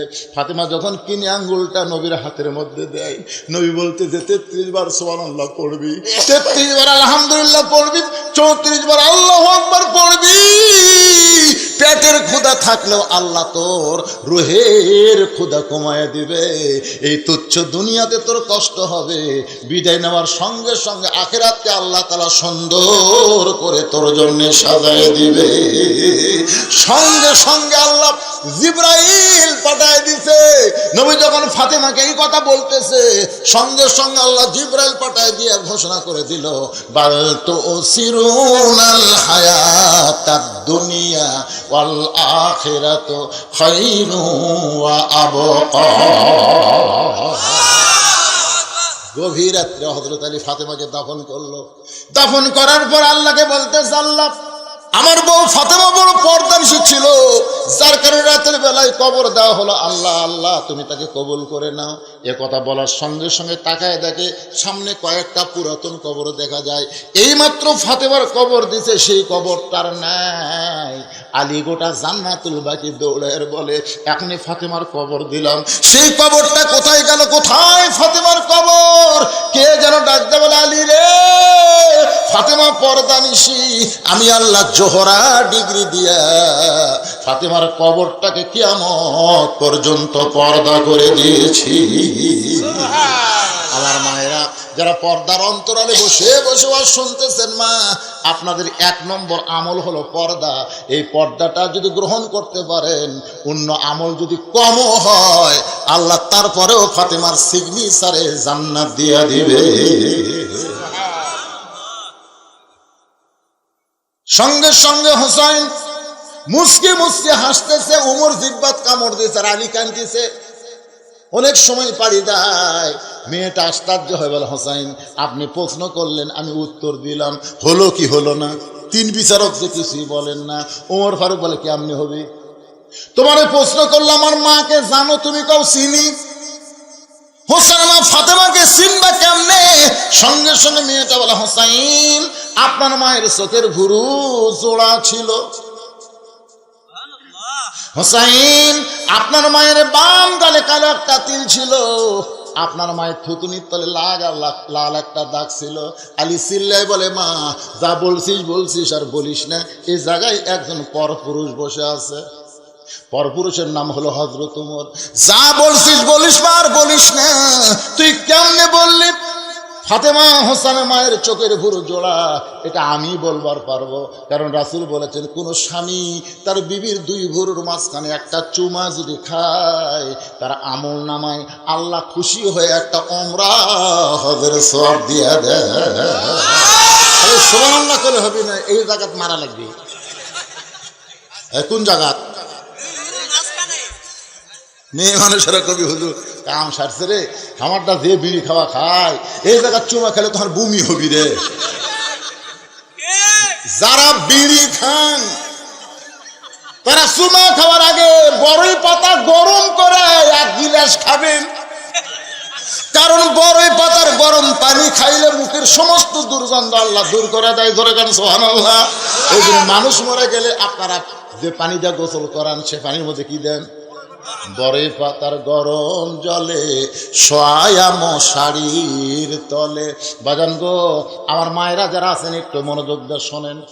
চোখের ভুরু জোড়াটা আমি বলতে পারবো স্বামী হওয়ার কারণে বাম গালে কালো একটা তিল ছিল। হোসেন বলতে পারবে তার মা হওয়ার কারণে থুতুনির তলে লাল একটা দাগ ছিল। এটা হাসান বলতে পারবে তার মা হওয়ার কারণে। তুমি কেমনে বললে মা, তুমি কেমনে বললা? মেয়েটা বলতেছে, মুরব্বী ওই রোমের জেলখানার মধ্যে যখন বন্দি ছিলাম, সকালবেলায় শেরদিল কারারক্ষী আমাকে 3টা চাবুক মারতো, বিকালবেলা 3টা চাবুক মারতো। এই চাবুক মারতে মারতে এক সময় আমার গোটা দেহ ঘাও হয়ে গেল। ওই ঘায়ের উপরে যখন চাবুক মারে আমার এত কষ্ট হয়, আমি এক সময় বিরক্ত হয়ে বললাম, আল্লাহ তুমি আছো আসমানে আর তোমার নবী আছে মদিনায়, এই রোমের জেলখানায় আমাকে দেখার মতন আর কেউ নাই। এই কথা যেই মাত্র বলেছি হঠাৎ আমার দেহ কাঁপতে কাঁপতে পড়ে গেছে। এক সময় ঘুমের মধ্যে আমি স্বপ্নে দেখি একটা নূরের পুতুলি আমার শেওরের পাশে বসে আমার মাথায় হাত দিয়ে হাত বুলাই। আমি বললাম, কে গো আপনি? জান্নাতের হুরি না বেহেশতের পরী? আমার মাথায় হাত বুলেন, মাথায় হাত বুলেন, সঙ্গে সঙ্গে কাঁদের বলে, মা আমি জান্নাতের হুরিও না বেহেশতের পরীও না, আমি হলাম জগৎ বিখ্যাত মা ফাতেমা। এই রোমের জেলখানায় তোমাকে সান্ত্বনা দিবার জন্য আইছি। হোসাইন আমি তখন লক্ষ্য করে দেখি চোখের ভুরু জোড়া, বাম গালে একটা তিল, থুতুনির তলে লাল একটা দাগ দেখতে পাই। এর বেশি আর দেখার মতন কোনো উপায় নাই। সঙ্গে সঙ্গে হোসেন কান্দের বলে, রে মেয়ে, 1 নম্বর প্রশ্নের উত্তর যেমন আশা করেছিলাম তার চাইতে 100 গুণ তুমি সুন্দর দিয়েছ। ওমর ফারুক বলতেছে, আলী রে আমার ঘটকালে আল্লাহ কবুল করছে। হোসেন বলে, এত সহজ না, কেবল 33 আছে, 99 না পাইলে আমি বিয়ে করবো না। প্রত্যেক প্রশ্ন সমান 33। ধরে কোন কত না, প্রত্যেক প্রশ্ন সমান 33, কেবল পাশে কত 33 পাইলে তো ঘটকালি কবুল হয় নাই। আরো 2টা প্রশ্ন। ওমর ফারুক বলে, হোসাইন তাহলে 2 নম্বর প্রশ্ন করো। এবার হোসেন বলতেছে, রে মেয়ে আমার 2 নম্বর প্রশ্ন হলো, তোমার দাদা খ্রিস্টান, তোমার বাবা খ্রিস্টান, যেই দেশে তুমি জন্মগ্রহণ করছো ওই দেশের সবাই খ্রিস্টান, তাহলে 6 বছর বয়সে তুমি ঈমান কোথায় পাইলে? ওমর ফারুক চুপ করছে। কে রে? 2 পাহাড়ের মাঝখানে যখন মেয়েটার সাথে আমার দেখা হলো, তখন এই প্রশ্ন তো আমারই করার দরকার ছিল যে 6 বছর তুমি ঈমান কেমনে পাইলা? যেই প্রশ্ন আমি উমর করতে পারি নাই সেই প্রশ্ন করলো কে? হোসেন বলতেছে, 6 বছর বয়সে তুমি ঈমান কেমনে পাইলা? মেয়েটা বলতেছে, হোসেন আমি 6 বছর বয়সে ঈমান কেমনে পাইলাম যদি শুনতে চান তাহলে শোনেন। আমি দুনিয়ার সাধারণ ঘরের কোনো মেয়ে না, আমার দাদা হলো রোম সম্রাট কাইসার। পড়ন্ত বিকাল বেলায় অন্দর মহলে গিয়া আমার হাত ধরে বলে, নাতনি রে, আজকে রোমের রাজ দরবারে খেলা হবে, তুই কি খেলা দেখতে যাবি? আমি 6 বছরের ছোট্ট মেয়ে দাদার সঙ্গে খেলা দেখার জন্য রোমের রাজ দরবারে আসলাম। দাদার সিংহাসনের পাশে ছোট্ট একটা চেয়ারে আমাকে বসাই দিল। আমি বললাম, দাদু ভাই খেলা দেখার কথা বলে নিয়ে আসলেন, খেলাটা কোন জায়গায়? আমার দাদা বলে, ওই যে তাকায় দেখ। মেয়েটা বলে, হোসাইন 6 বছর বয়স আমি তাকায় দেখি একটা মানুষের চোখ কালো কাপড় দিয়ে বেঁধে রাখছে, ওই মানুষের 2টা হাত কালো রশি দিয়ে আটকায় রাখছে, ওই মানুষের 2টা পা লোহার শিকল দিয়ে আটকায় দিছে। আমি কইলাম, দাদু ভাই খেলা দেখার কথা বলে আমার কি দেখান? আমি তো একটা মানুষ দেখতে পাই। আমার দাদা কাইসার রাগ করে বলে, রে রাতনি, ওইটা মানুষ না, ওইটা মানুষ না, ওইটা হইল মুসলমান। মেয়েটা হোসেনকে বুঝাইতে চাইতেছে 6 বছর বয়সে। আমার দাদা যখন বললো এটা মানুষ না, মানুষ না, ওইটা মুসলমান, তার মানে বোঝা গেল ইহুদি খ্রিস্টান কোনোদিন মুসলমানকে মানুষ মনে করে না। যদি মানুষ মনে করত তাহলে ফিলিস্তিনের ছোট ছোট বাচ্চাদেরকে এভাবে গুলি করে হত্যা করতো না। যেরকম কথা ঠিক কি না? এমনকি আমাদের প্রতিবেশী ভারত পর্যন্ত মুসলমানকে মানুষ মনে করে না। মুসলমানকে যদি মানুষ মনে করত তাহলে 400 বছরের পুরাতন বাবরি মসজিদ ভাঙ্গা ওই জায়গায় রাম মন্দির বানাবার পারত না। আমি আমার মায়েদের জন্য বলতেছি, কেরে মায়ে মায়ে শোন, 400 বছর ধরে আমরা যে মসজিদে নামাজ পড়ি সেই মসজিদ ভাঙ্গা ওরা মন্দির বানালো। আপনারা বলেন তো ভারতে কি মন্দির বানানোর জায়গা নাই? তো অন্য জায়গায় মন্দির না বানায়া মসজিদ ভাঙ্গা মন্দির বানায় বুঝাই দিল ওরা আর যাই হোক মুসলমানকে দেখতে পারে না। তো যারা মুসলমানকে দেখতে পারে না তাদের স্টার জলসা জি বাংলা তোমরা কেমনে দেখো? তোমাকে কি লজ্জা করে না? আপনি করুক না, ওরকম মারতেছি।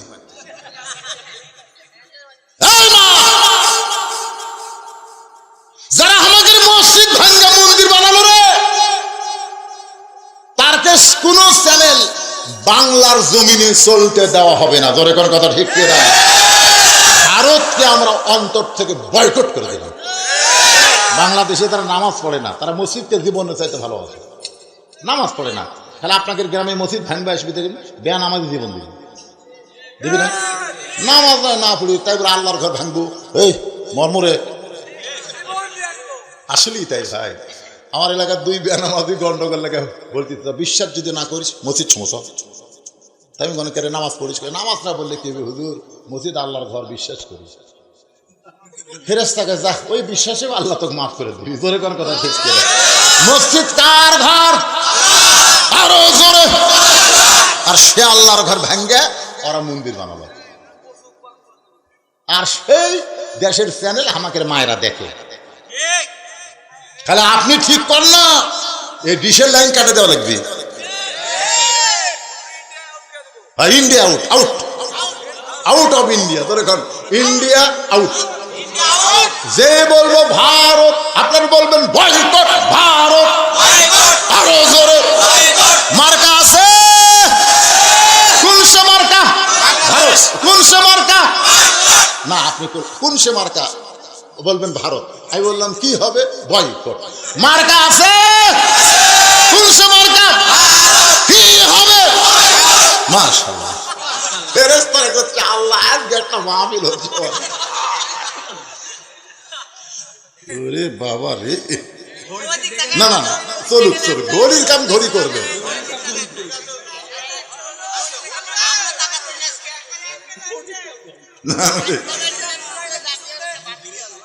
আল্লাহর বান্দার একটু মনোযোগ দিয়ে শোনেন। মেয়েটা বলতেছে, হোসাইন আমি আমার দাদাকে বললাম, দাদু ভাই ওই মুসলমানকে নিয়ে আপনি কি খেলা দেখাবেন? আমার দাদা বলে, ওই যে তাকায় দেখ। মেয়েটা বলে, 6 বছর বয়সে আমি তাকায় দেখি বিশাল একটা আগুনের চুলা দাউ দাউ করে জ্বলতেছে। সেই চুলার উপরে বিশাল একটা দেখছি মনে মনে তেল, নিচের আগুনের তাপে তেলগুলো টকবক টকবক করতেছে। আমার দাদা বলতেছে, নাতনি রে আজকের খেলা হলো ওই মুসলমানকে হাত বান্ধা ওই আগুনের তেলের মধ্যে ফেলে দেব, মুসলমান পুরো ছাই হয়ে যাবে। আজকের খেলার নাম হলো মুসলমান মারার। মেয়েটা বলে, হোসেন আমি 6 বছরের ছোট্ট মেয়ে। বললাম, দাদু ভাই ওই মুসলমানকে কি না মাইরা খেলা বন্ধ করা যায় না? এই খেলা কি বন্ধ করা যায় না? আমার দাদা বলতে যে 100 বার যায়, খালি মুসলমান একবার যদি বলে আমি আল্লাহ রাসূল মানি না, খালি একবার বলবে আল্লাহ রাসূল মানি না, আমি চোখের বাঁধন খুলে দেব, আমি হাতের বাঁধন খুলে দেব, আমি পায়ের বাঁধন খুলে দেব। তাকায় দেখ, আমি সব বান্ধা রাখছি, কিন্তু মুখটা কিন্তু বান্ধি নাই, মুখটা কিন্তু খোলা আছে। সে মুখটা দিয়ে খালি একটা বার বলুক আল্লাহ রাসূল মানি না, সঙ্গে সঙ্গে হাতের বাঁধন, চোখের বাঁধন, পায়ের শিকল খুলে দেব। তার মানে বোঝা গেল সব বান্ধা তো একটা বান্ধেনি, তার নাম কি? আর আমাদের বাংলাদেশে সব খোলা আছে, কিন্তু একটা জিনিস বান্ধা দিছে, তার নাম হলো মুখ। কয়েকদিন আগে 620 টাকা সার গরুর গোস্ত, বুঝলেন?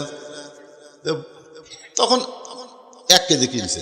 এখন জামাই আসছে, জামাই আসার পরে বলতেছে, জামাই এলো 2 কেজি গোস্ত নিয়ে আসো। তাহলে 620 করে হয়, 2 কেজি কত হয়? 1240, 1300 লেগে গেছে। নিয়ে যা বলতেছে, ভাই 2 কেজি গোস্ত দাও। 2 কেজি গোস্ত নিয়ে 1300 টাকা দিতে। গোস্তালা বলতেছে, না ভাই 1400।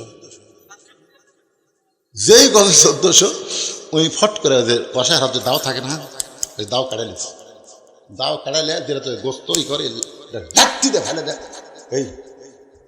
এই শালা কত হচ্ছে, ভাই আপনি যা দিবেন তাই, আপনি যা দিবেন। এতদিন মুখ বন্ধ ঠুকি দেখে তোরা যাচ্ছে তাই, আপনি যা দেবেন তাই। 1200 নিয়ে 2 কেজি গোস্ত দিতে, সবাই 700 করে পিস দিতে। কিন্তু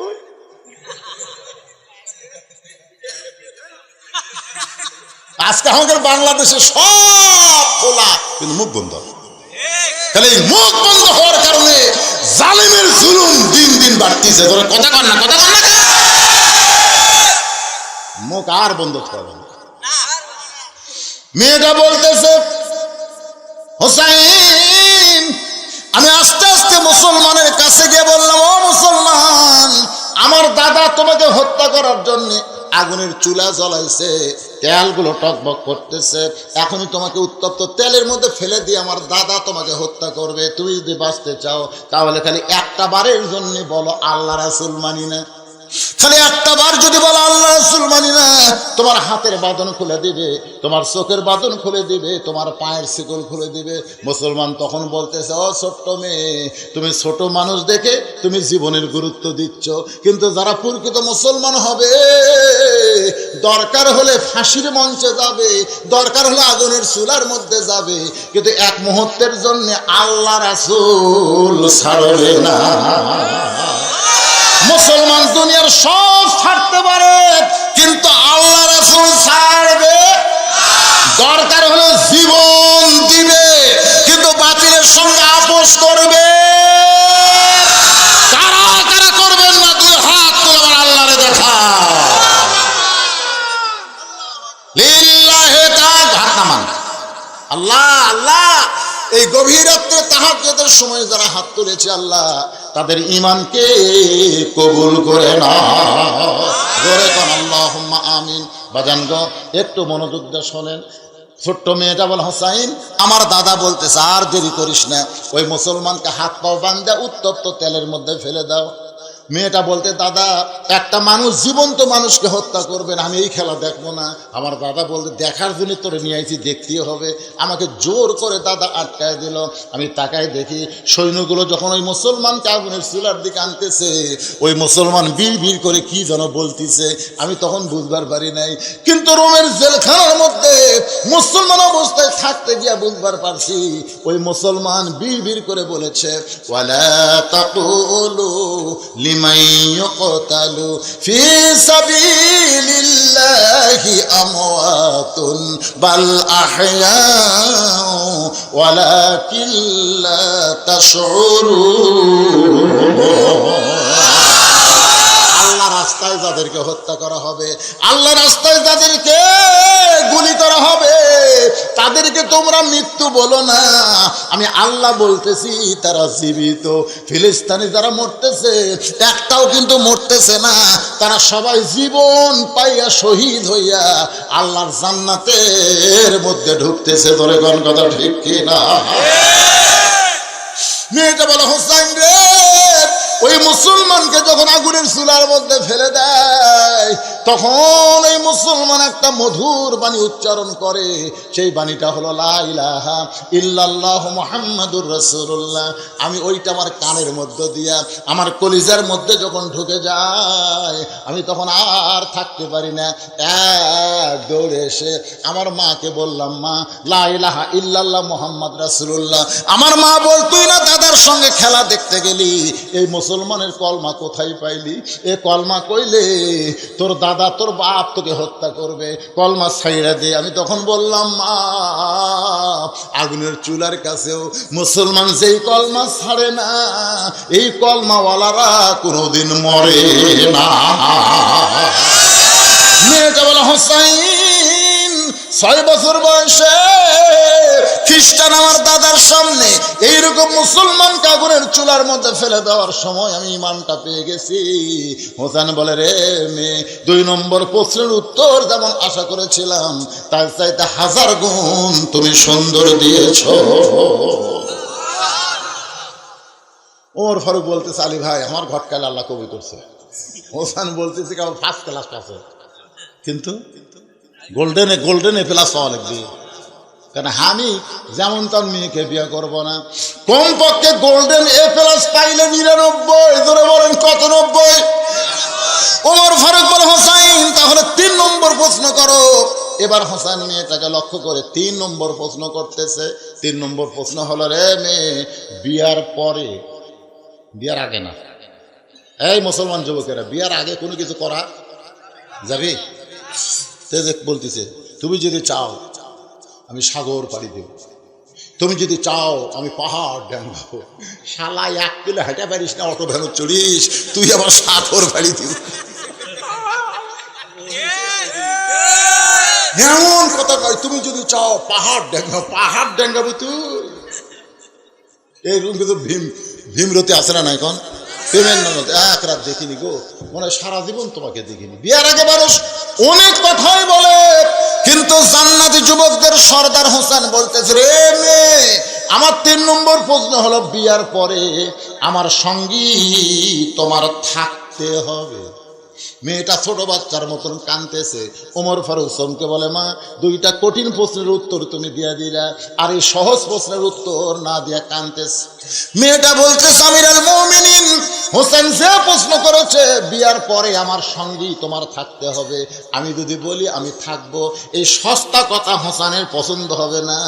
হোসেন এমন কিছু আশ্বাস পেতে চায়, সে উত্তর আমার দেওয়া বড় কঠিন হয়ে গেছে। ওমর ফারুক বলে, না, তাহলে 2টা প্রশ্নের উত্তর দিলে 3 নম্বর কি পারবা না? মেয়েটা সমানে কাঁদতেছে, কাঁদতে কাঁদতে হঠাৎ এক সময় বলে, হুসাইন, আল্লাহর একজন নবী ছিল, সেই নবীর নাম হলো আয়ুব নবী।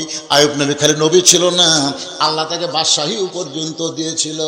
আয়ুব নবী এক সময় চাকর বাকর নকর বহু কিছুই তার ছিল, অনেকগুলো বিবিও তার ছিল, বাদশাহী ছিল, কিন্তু আল্লাহ আয়ুব নবীকে এমন একটা অসুখ দিল, সে অসুখটা হলো তার দেহের মধ্যে পছন্দ হলো।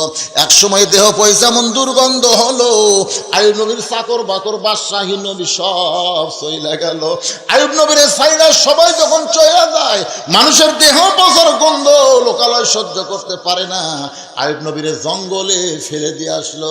সবাই যখন আয়ুব নবীকে দূর দূর করে তাড়ায় দিছে,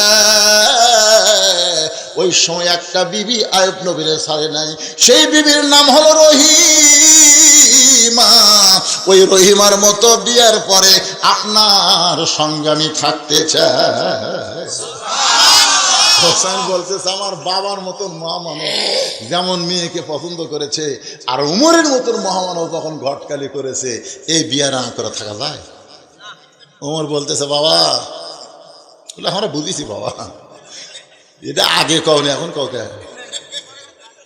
বলে এই ওয়াজটা তো যুবক করে শুনে লাগবে। ধরে কোন কথা ঠিক কিনা? আজকে যারা শুনলেন, খেলো ওয়াজ শুনলেন, ওয়াজের মধ্যে বহু কিছু আছে, যেরকম ঠিক কিনা ভাই? বিশ্বাস করেন আমার অসুস্থর পরে আমি এত লং টাইম কোনো জায়গা তোয়াজি করি না। আজকে আপনাদের এই মাহফিল নেওয়া ছিল আমার কয় বছর আগে জানেন? এক সময় ওরাও ভুলে গেছে, আও ভুলে গেছে না, পরে আবার দিছিলাম। পরে এই শোনেন, পরে 19-এর পর আবার তারিখ দিয়েছিলাম, হ্যাঁ তাহিরপুর তারিখ দিয়েছিলাম। কিন্তু ভাইয়ের আমার কয় না, আমি নিজে মোবাইল করে করলাম, কে ভাই খবর কি? হুজুর আমরা তো মাহফিল করতেছি না, কিন্তু করতেছি না তো 4-5 দিন আগে, তাও বুঝ না কেন উনি একটা মার দেওয়া দিতে হবে। যাই হোক, আজকে এখানে আসার পর আমি খুশি যে আপনারা যে কয়জনই হন একেবারে এই পর্যন্ত যে মনোযোগ দা প্রাণ ভরে কথাগুলো শুনলেন। অসুস্থ মানুষ দীর্ঘ সময় খালি শ্রোতার সাইজ ভালো বলে আলোচনা করতে পারলাম। আল্লাহ পাক আমাদের সবাইকে, বিশেষ করে এই মাদ্রাসাকে কবুল করুক, ধরে কোন আমিন। আপনার সবসময় মাদ্রাসার দিকে খালি টাকা দিলে হবে না ভাই, আপনাকে সন্তানগুলো এই মাদ্রাসায় ভর্তি করে দেওয়া লাগবে। আপনি কি চান? ওয়াজের প্রথমেই বলেছি আপনার সন্তানকে না পাক করবেন না পাক করবেন? তো পাক যদি করবার তাহলে প্রাইমারি না দিয়ে এই নুরানি মাদ্রাসায় ভর্তি করে দিবেন ইনশাআল্লাহ। আল্লাহ কবুল করুক। ইস্তিগফার, আস্তাগফিরুল্লাহ আল্লাযী লা ইলাহা ইল্লা হুয়াল হাইয়ুল কাইয়্যুম, আতুবু ইলাইহি।